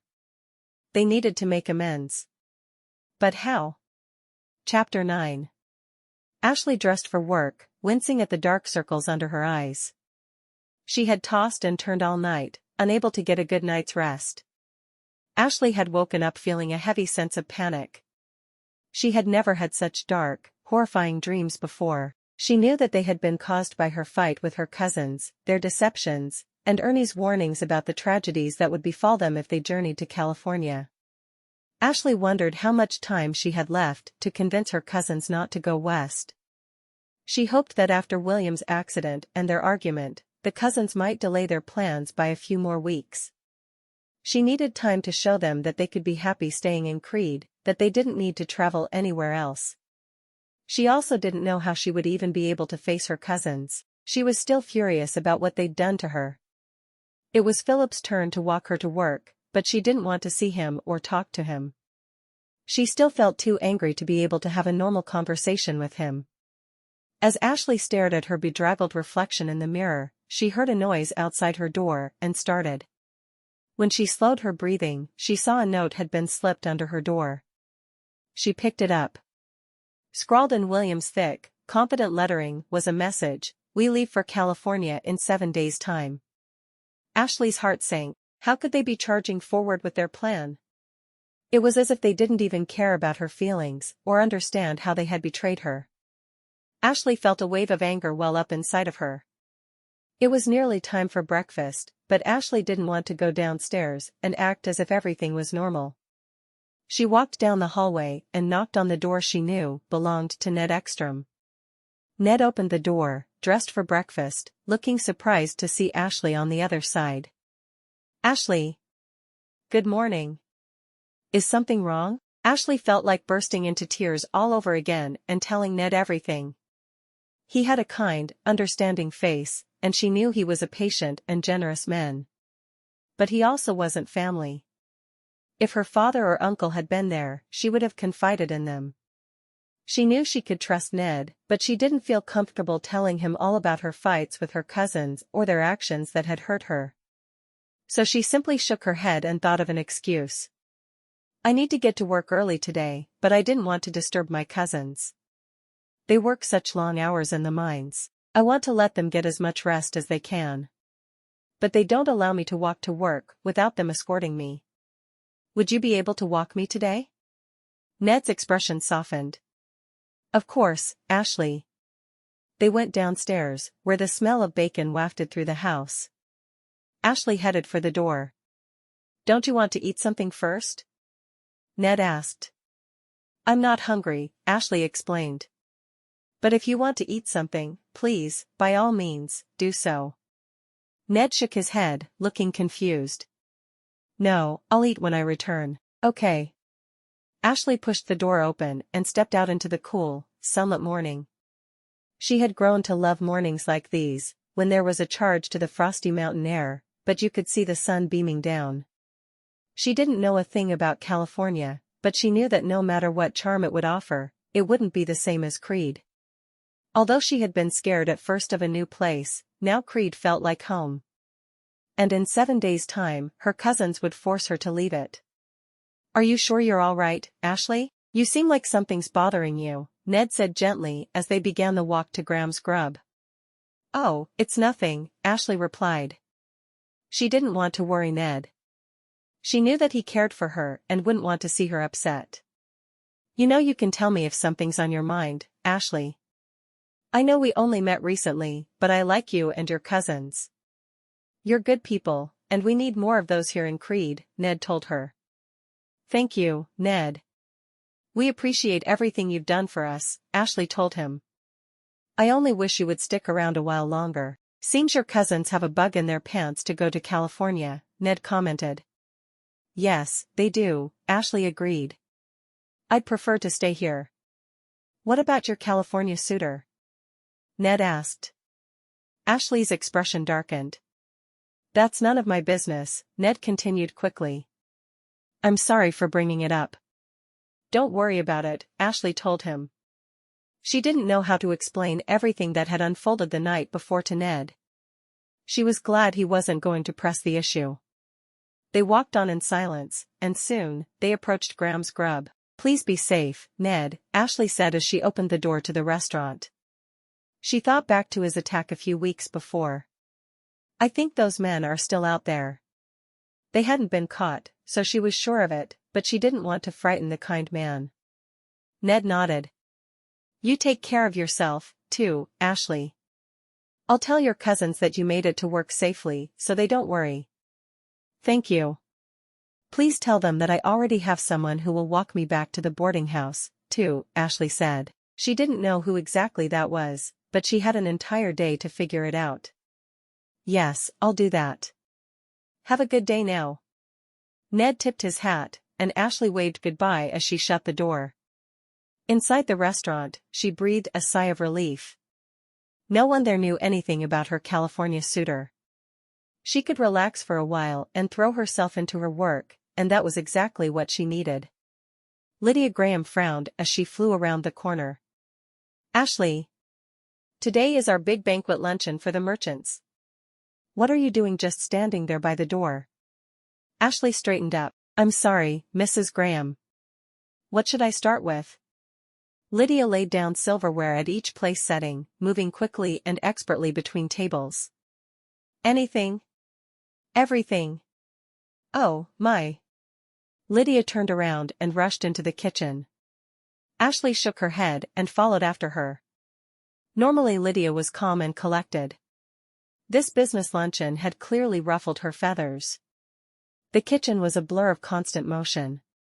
Workers carried in crates of food while others chopped vegetables, assembled sandwiches, and arranged other food on trays. Ashleigh saw Alexander give orders to a few young boys who scampered off to find whatever he had asked for.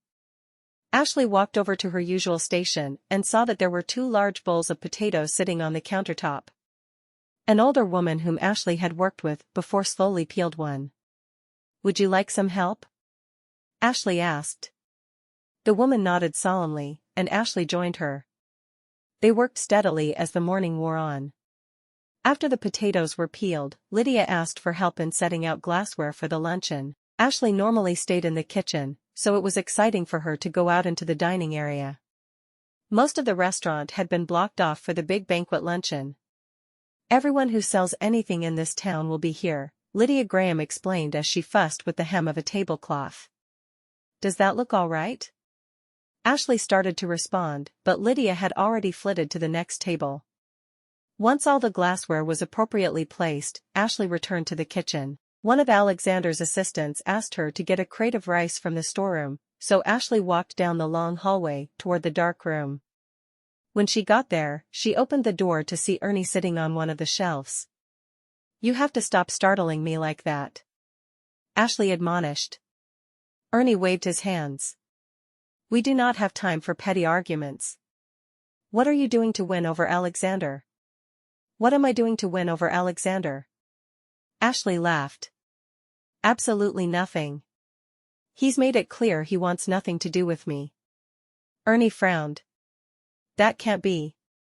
You need to try. How can I think about Alexander at a time like this?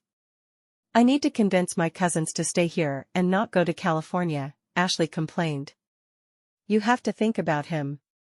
He's your destiny, Ernie said in exasperation. Why do you never listen to me? I need to get this bag of rice, Ashleigh exclaimed, and you're in my way. At that moment, she never wanted to see the cantankerous angel again. He was making her crazy. Ernie crossed his arms. Rice is the least of your concerns, my dear. Ashleigh put her hands on her hips. I thought I told you I didn't want to see you anymore. I'm going to overlook that comment because you clearly don't understand how these things work, Ernie interjected. How do they work? Ashleigh walked around Ernie and grabbed the bag of rice. It was heavy, but she was strong from weeks of completing odd jobs around Graham's grub. That's not the point, Ernie scolded. Then what is the point? What do you want from me? Ashleigh felt frustrated. The bag of rice was heavy in her arms, and she just wanted to get back to work. Just talk to Alexander, for goodness sake. Ernie flung his arms up in the air. Do I have to do everything around here? With that, Ernie disappeared, but by now, Ashleigh was used to it. She huffed out of the storeroom and back to the kitchen. As luck would have it, Alexander stood directly in her path, his back turned. Excuse me, Ashleigh said quietly, but Alexander didn't budge. Excuse me, she repeated in a louder tone. Still, Alexander didn't move. Alexander. You're in my way. Startled, Alexander spun around. His face brightened when he saw Ashleigh, but then he turned stern and disapproving. "You don't need to shout." He stepped aside to let her through. Ashleigh grumbled and walked past him. She couldn't believe she'd actually imagined a future with him in it. He was too proper and rigid for her taste. She'd thought she could have fun with him, but she had been mistaken. Maybe her cousins were right. Maybe there really was someone in California who would be her perfect match. The rest of the morning passed quickly as the staff prepared for the merchant luncheon. As Ashleigh sliced freshly baked loaves of bread for sandwiches, she saw a familiar face slip into the kitchen. "Hello, Ashleigh. How are you doing? Have you seen patients?" John Jackson asked, a bundle of energy. "What are you doing here?" Ashleigh was surprised to see John in the kitchen. Though he made deliveries often, he usually steered clear of the actual kitchen. "My parents, well, my father and my stepmother, Toria, are here early to prepare for the merchant luncheon. Each year, they treat many of their biggest clients to lunch to prepare to do business throughout the year. I'm here to help out, but mostly I just eat the delicious food," John explained. Ashleigh nodded. She had known that John's father ran the town mercantile, so it made sense that he was responsible for organizing this event. She looked around. "I haven't seen Patience in a while. You might want to check the storeroom if she's not out in the dining room." "Thanks, Ashleigh." John turned to go but then stopped, looking at her face. "Say, Ashleigh, it's none of my business, but is something wrong? You seem a little down, not your usual self." Ashleigh looked down at the floor. John was kind, but she didn't feel like she should burden him with the weight of all of her problems, especially before a big event for his family. "Thanks, John, but I'll be fine. Go find Patience, I'm sure she'll be glad to see you." John smiled warmly at Ashleigh. "Thanks, Ashleigh. I'll see you later." He hurried off to find his wife. The kitchen staff worked together to prepare all of the meals. Ashleigh peeked through the dining room and saw that nearly every seat in the entire restaurant was occupied. Although Lydia seemed rushed and nervous, all of the meals were served in the dining area without a hitch. Soon, servers came back into the kitchen because the merchants were begging for more of the food. "They like the food?" Lydia asked. "They love the food," one of the servers, a young red-headed man, assured her. Lydia smiled. Ashleigh was glad the event was going smoothly, but the sense of satisfaction she got from working at Graham's Grub didn't change the way she felt about her cousin's lies to her or the impending move to California. She felt the now familiar sense of panic building up in her chest. She knew she had to do something, but what? When Ashleigh finished slicing bread, she walked up to the oven to see if there were any more loaves that were ready to be cut. Lydia put a hand up to stop her. "Ashleigh, I've seen you working hard all day. You should take a break before your feet begin aching." "Trust me, I know." Ashleigh smiled gratefully. "Thank you, Mrs. Graham. I'll do that." Ashleigh was relieved that Lydia was back to her normal, caring self after spending the morning berating many of her staff members. Ashleigh knew that Lydia had most likely been nervous. Now that the event was a success, she was letting things adjust back to normal. Ashleigh went outside, where she normally took her lunch. Although she often packed food or ate leftovers from the kitchen, she simply wasn't hungry. She wandered over to the stone steps near the front of the restaurant and took a seat. Ashleigh looked around, settling into her surroundings. She saw an older couple walk by. The husband held his wife's hand and gently guided her across the street. When she saw her future, Alexander was the man she wanted beside her. Ashleigh once again burst into tears. She hated how often she had cried over the past day, but she truly couldn't help it. She wanted the love that this couple so clearly demonstrated, but it seemed out of reach. Instead, she'd moved to California with her cousins, where terrible accidents and death would claim their lives and livelihood. Ashleigh would end up alone, just as Ernie predicted. There would be no happy family, no strong husband, no holding hands while walking across the street in their elderly years. Ashleigh crossed her arms over her knees and lowered her head. She tried to make no sound, not wanting to disturb any of the merchants if they left the building after the luncheon. After a little while, she wondered if she should go back into the kitchen but couldn't bring herself to go back inside. She decided to stay on the steps a little longer. A few people passed by, entering or exiting the restaurant, but Ashleigh didn't look up, and none of them acknowledged her. Ashleigh didn't know what to do. How was she going to make her cousins understand why they couldn't go to California? She wished they could see and hear Ernie. That would have made things so much easier.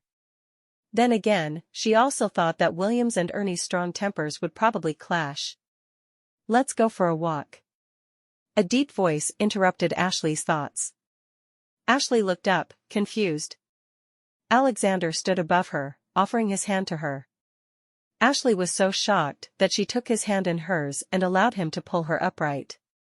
Her hand felt so right in his, she wanted to cling to him forever. Once she was standing, Alexander began walking briskly, and Ashleigh hurried to catch up. "Where are we going?" "We have an errand to run," Alexander said.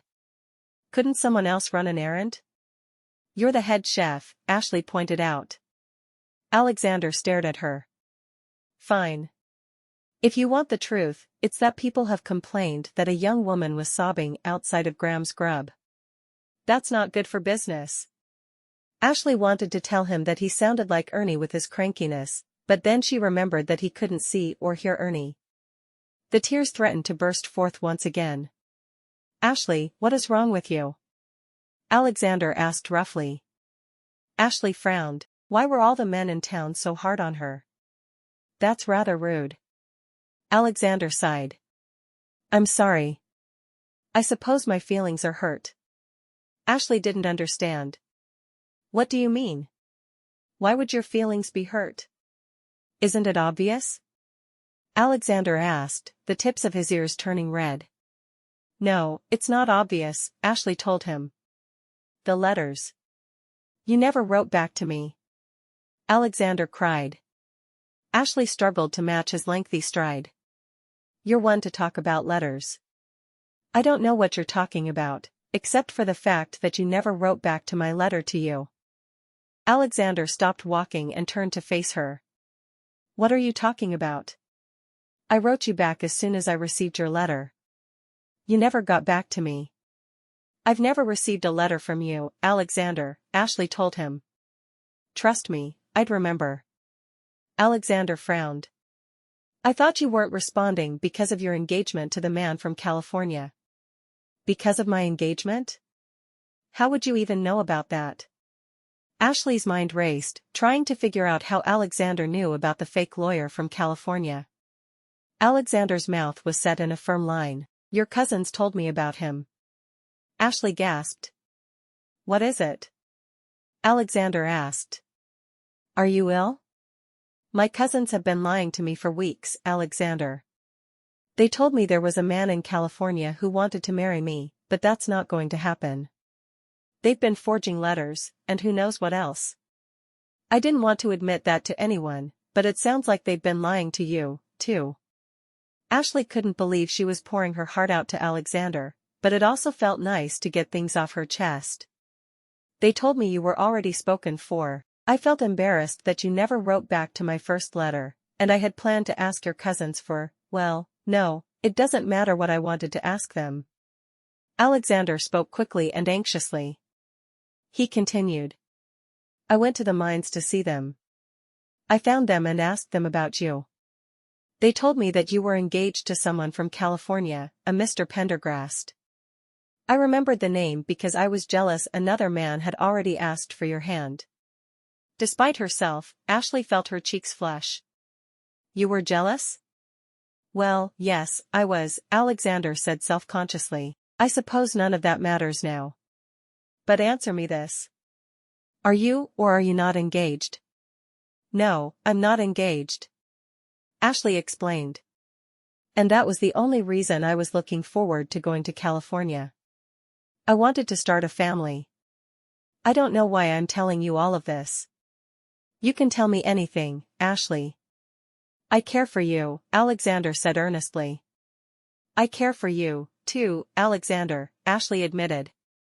They stood so close that they were practically touching.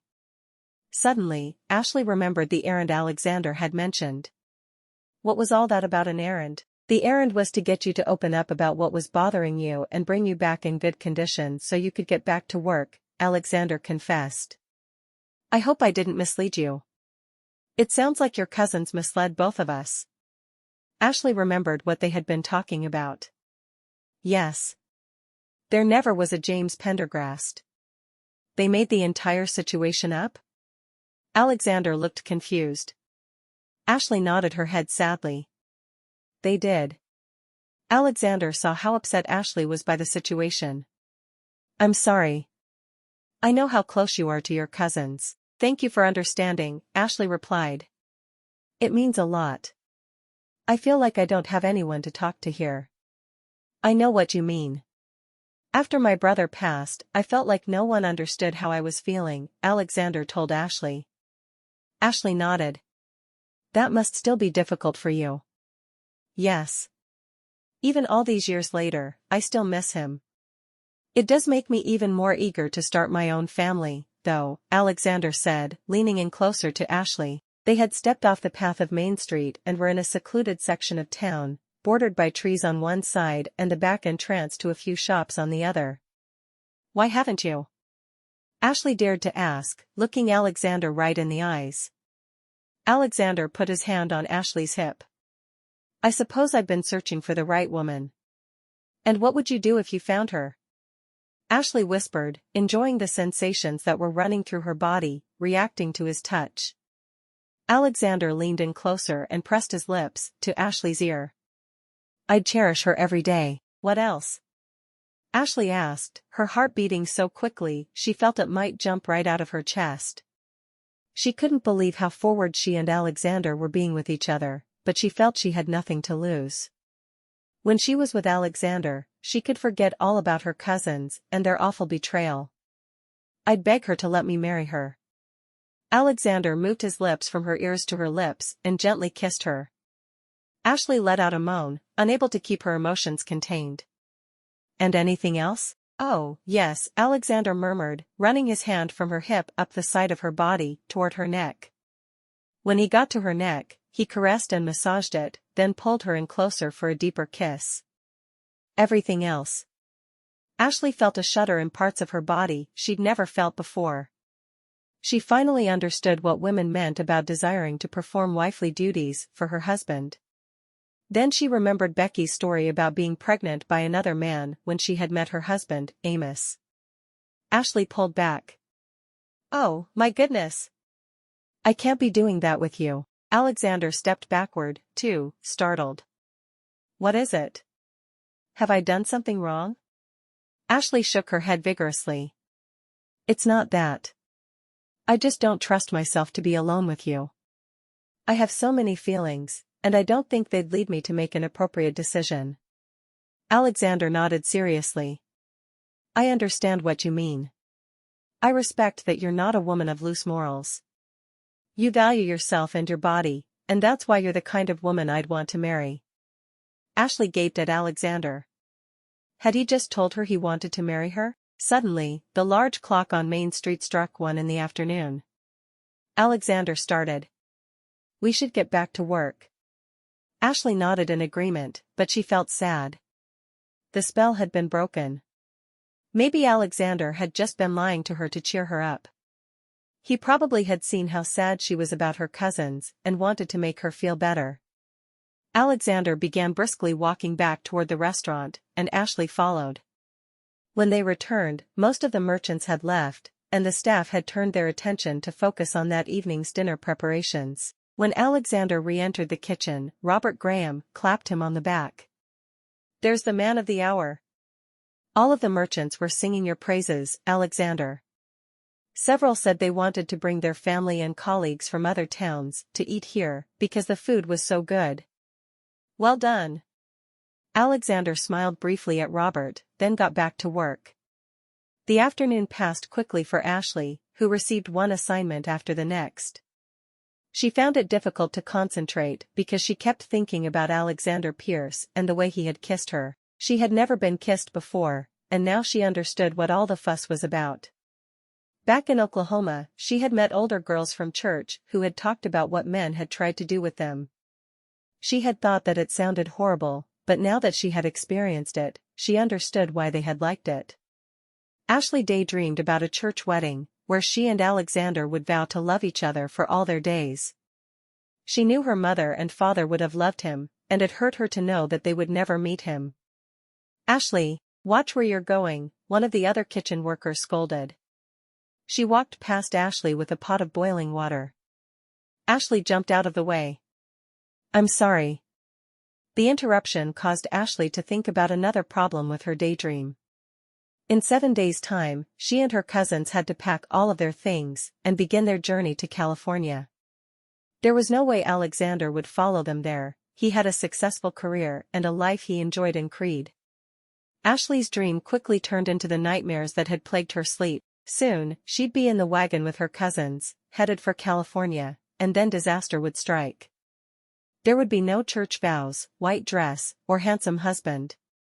There would be no wedding at all. Chapter 10.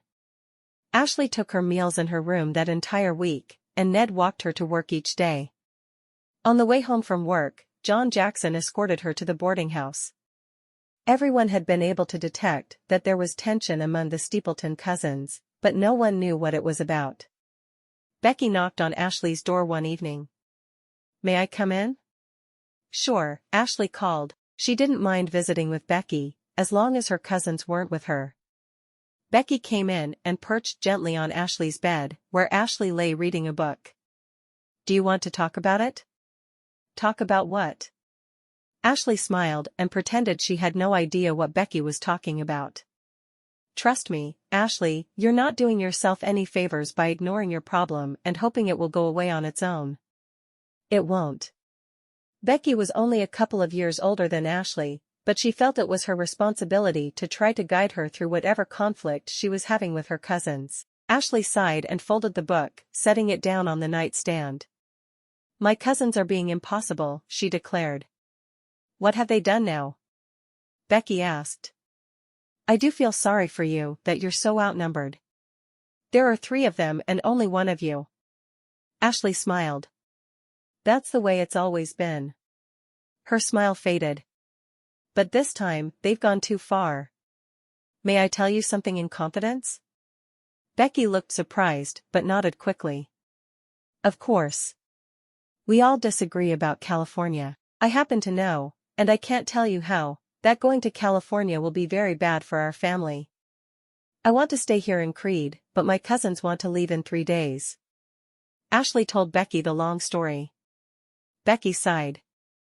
"I had hoped we'd have more time with all of you, but I knew this would happen eventually." "Why do you think it will be bad for your family?" "I can't explain all of it, and I know it probably sounds crazy, but I know for a fact that if I go to California, I'll end up all alone, and my cousins will end up dead or injured."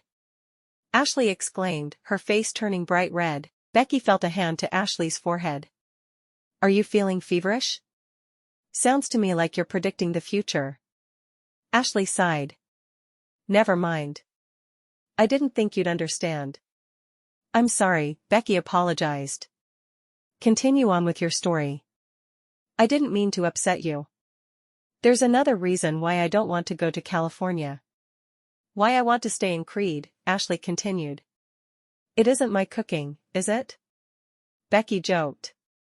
"Because Mrs. Franklin will be back any day now, and she might get jealous." Ashleigh smiled ruefully. "Your cooking is wonderful, but it's something else, or I suppose I should say, someone else." Becky's jaw dropped open. "Who? Tell me."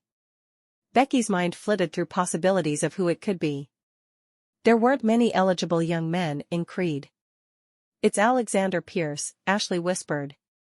"And I think he cares for me, too." Becky smiled brightly. "Oh, that's wonderful. I'm happy for you. But don't you see? Alexander and I can't be together because my cousins are leaving in 3 days for California." Ashleigh folded her arms and sank back into bed. "I don't know what to do." Becky nodded thoughtfully. "I see your problem. If this were last year, I'd ask my parents for help. But I don't have them anymore." Ashleigh hated saying it out loud because it was true. She knew she couldn't dwell on the past, but it was hard to not think of her parents when major decisions needed to be made. "But you have me," Ernie shouted indignantly as he appeared, perched on the other side of Ashleigh's bed. Ashleigh buried her head in her hands. "Not now," she told Ernie. "I'm busy." Becky blinked in surprise. She stood up. "You'd like me to leave you alone because you're busy?" "Oh, no, don't go," Ashleigh exclaimed. "I wasn't talking to you." Becky stared at Ashleigh strangely. "Then who were you talking to?" "You wouldn't believe me," Ashleigh said. Just then, there was another knock on Ashleigh's bedroom door. "Who is it?" Ashleigh called grumpily. Becky went to the door and peeked out, then shut the door again. "It's William. He wants to talk." "I'll leave you two alone." "I don't want to talk to you, William," Ashleigh called, but Becky had already left the room, and William knocked again. Ashleigh thought about her parents and what they might do if they were in her situation. Like Philip, they had been happiest when everyone in the family got along. They would probably have encouraged Ashleigh to talk things out and forgive her cousins. With a begrudging sigh, Ashleigh walked to the door and pulled it open. "Fine, William. I'll talk to you. But let's go downstairs so I can speak with all three of you." William looked surprised but quickly turned around and walked down the stairs. Ashleigh followed him, and they went to their usual table. The other boarders stayed out of earshot from their table, giving them privacy for their serious discussion. "Before we say anything, we all owe you a big apology," William began. Ashleigh nodded. She agreed. "I'm sorry, Ashleigh," Philip said quickly. "I'm very sorry, Ashleigh. It was wrong and you have my sincerest apologies," Gilbert added. "I'm sorry, too," William put in. "I appreciate your apologies, but you also have wronged someone else," Ashleigh told them. "Who?" William frowned. "Alexander Pierce," Ashleigh sighed. When would her cousins truly understand that their actions had consequences? "I'll apologize to him, too, then," William said hurriedly. "We need you to start talking to us again, Ashleigh, and working together with us. We'll be leaving for California in a few days. If you really wanted to apologize to me, you'd listen to me about waiting longer before we moved to California."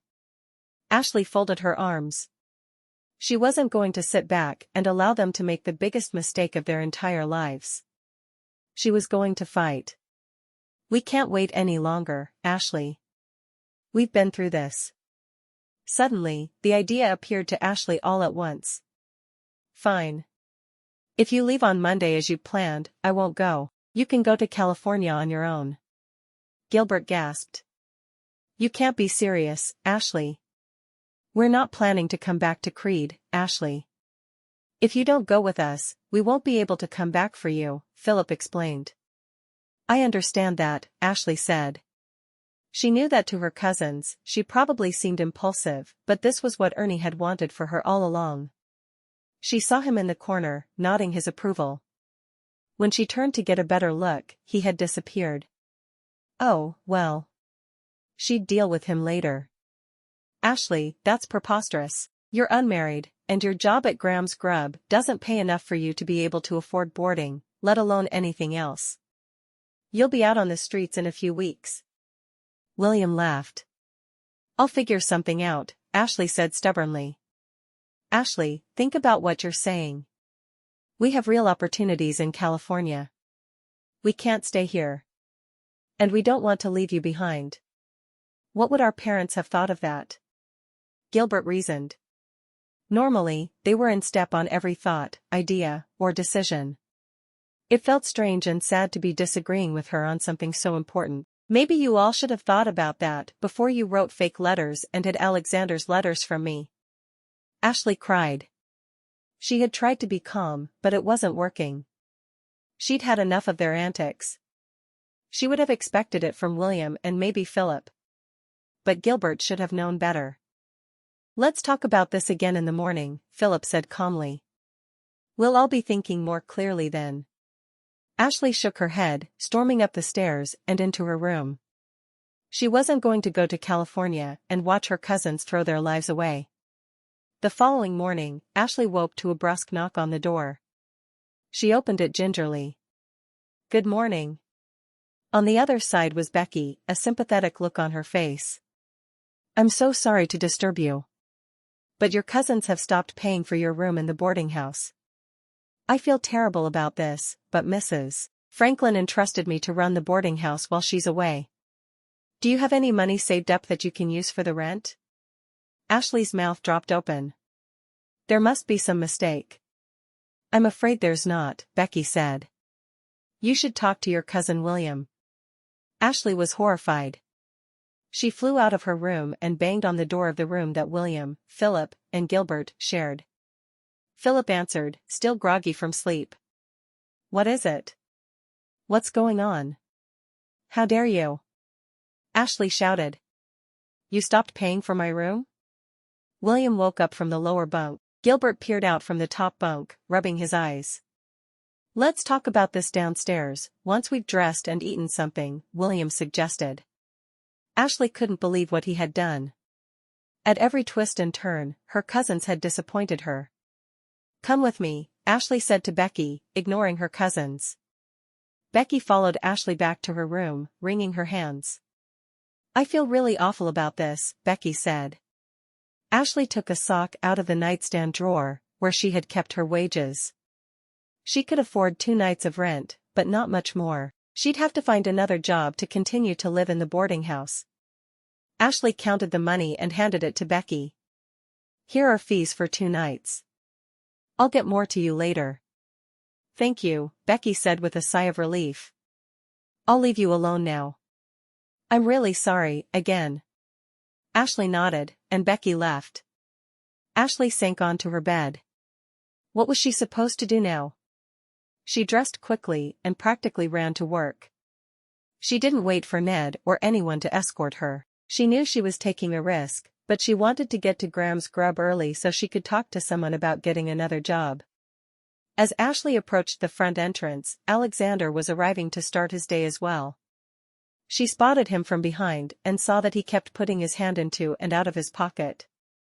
It seemed like a strange nervous habit, but she didn't mind. Just seeing him made her feel relaxed and carefree. The stress of the morning evaporated, and she enjoyed being in his presence. Alexander turned around as if he could sense her behind him. "Ashleigh." His face lit up. "Oh, Alexander." Ashleigh walked closer, and he wrapped his arms around her. Alexander looked around and put a finger to his lips. "Follow me." Taking Ashleigh by the hand, he led her around the back, through the side entrance, and into the storeroom. Though it was dim in the morning light, Ashleigh breathed a deep sigh of relief at having such privacy with Alexander. "I'm so happy to see you." "Everything is going wrong," Ashleigh cried out. Alexander whispered, running his hands through her hair. He pulled her to his chest and inhaled the scent of her. He could never let her go to California. "My cousins are forcing me to go with them," Ashleigh explained, as if she could read his mind. "They've stopped paying my rent at the boarding house. If I don't go with them, I'll never be able to afford to live in Creede on my own." Alexander thought quickly. He needed to change his plans slightly, but he could handle that. "Then live with me," he said simply. "Oh, Alexander, I'd love that, but what an outlandish idea. We're not married." Ashleigh laughed. Suddenly, Alexander sank onto one knee. He fumbled in his pocket for a moment, then pulled out a small, familiar object. "Ashleigh Steepleton, will you marry me?" For a moment, Ashleigh was in too much shock to respond. "Yes, I will," Ashleigh finally managed to say. Alexander slid the ring around Ashleigh's finger. The intricate diamond fit perfectly. Ashleigh stared at her hand, overcome with emotion. "This looks just like a ring that belonged to my mother." Alexander smiled.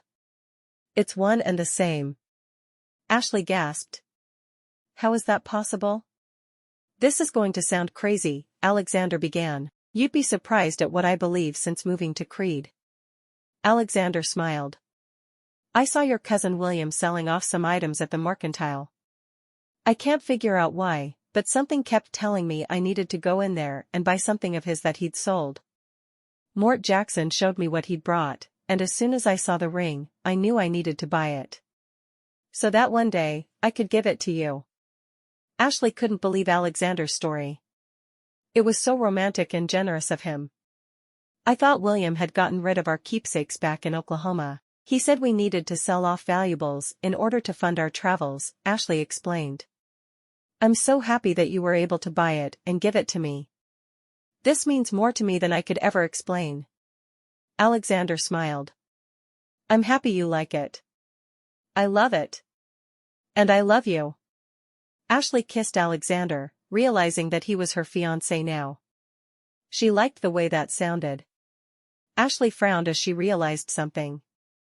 Do you have an amount of time in mind for an engagement? I'll need to figure out where I can afford to stay between now and the wedding. Why not get married today? Alexander suggested, a mischievous gleam in his eye. Today? Ashleigh breathed. Isn't that a bit fast? Where would we even be able to get married? Reverend Bing and his wife have a lunch reservation today. I think with a little bit of convincing, and maybe some pastries, Reverend Bing loves his pastries, we could get him to perform the ceremony. Alexander squeezed Ashleigh's shoulders and lowered his mouth so he was speaking right into her ear. The sooner we marry, the sooner you and I can begin to engage in marital relations. Ashleigh felt her insides flutter with anticipation. She longed for his touch in that way and was comforted that they wouldn't have to wait very long. Getting married in her workplace wasn't how she had imagined her wedding, but life didn't always work out the way you planned it. Meet me back here in 20 minutes, Alexander requested. Here? In the storeroom? Ashleigh wrinkled her nose. Make it 30.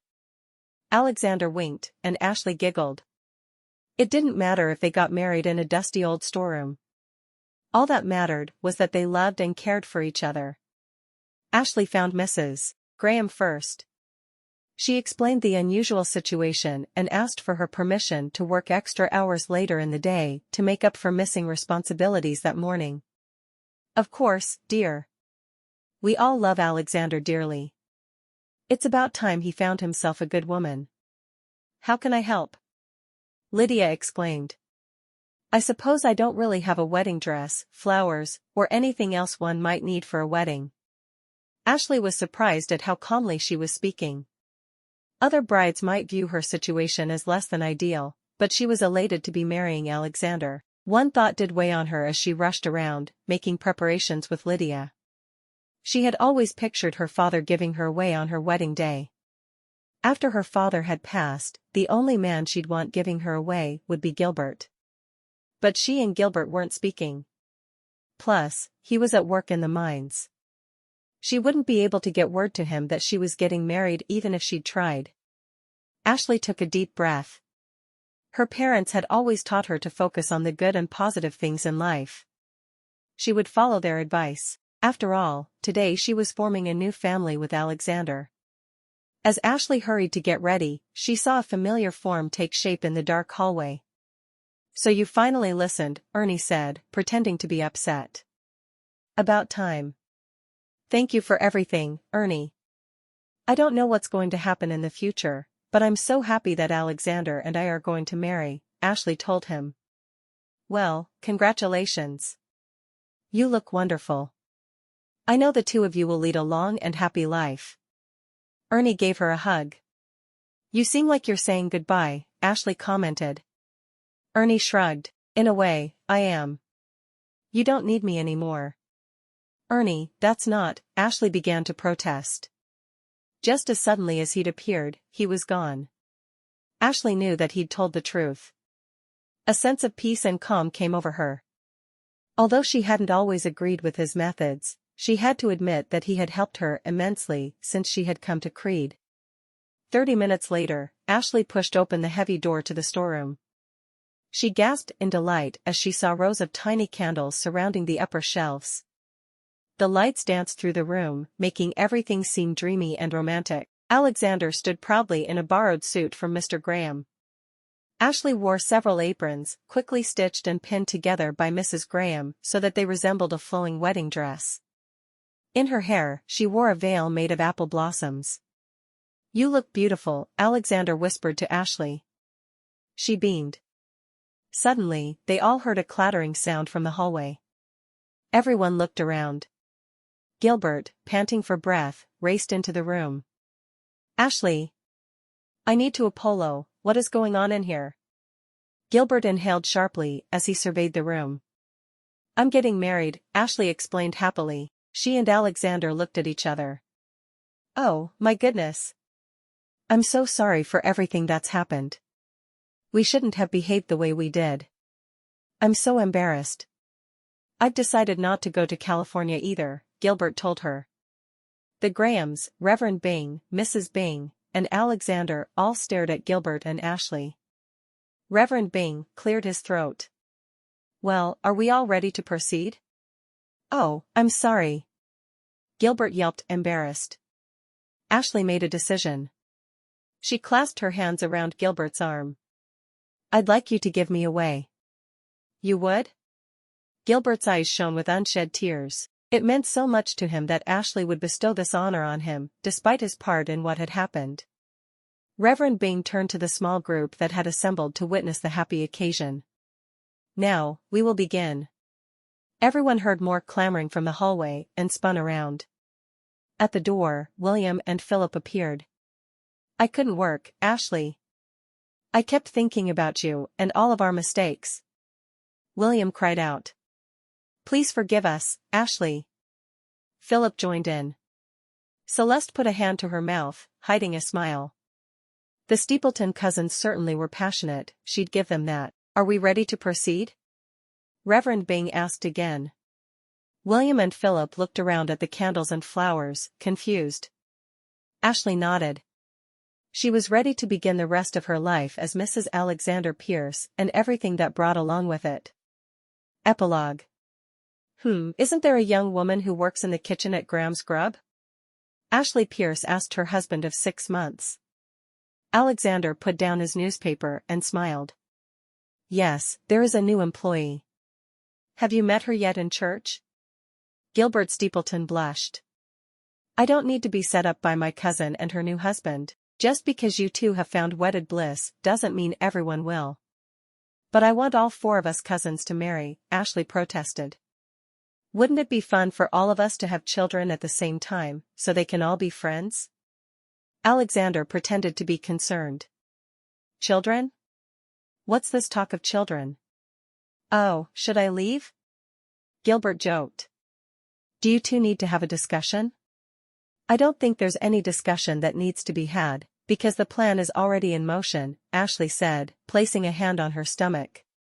Gilbert covered his mouth with his hand. "Oh, my goodness. Are you saying what I think you're saying?" Ashleigh smiled mysteriously as Philip burst through the door. William was a few seconds later. After Ashleigh and Alexander had married, the triplets had apologized and told Ashleigh they respected her decision to stay in Colorado. They wouldn't leave her, so they decided to stay, too. Ashleigh had established a weekly Sunday night dinner with her 3 cousins. Tonight, Ashleigh planned on making a special announcement. "You won't believe it," Philip shouted, panting for air. "They've caught the men," William said, similarly breathless. The men looked like they'd run all the way from town to the Pierce home. "They've caught which men?" Ashleigh asked. "Remember the masked men who tried to rob you and attacked Ned?" William explained. "Oh, my goodness." Ashleigh looked at Alexander, and he grabbed her hand. "They're under arrest," William said proudly. Ned remembered that one of them had a scar on a section of his arm that he could see.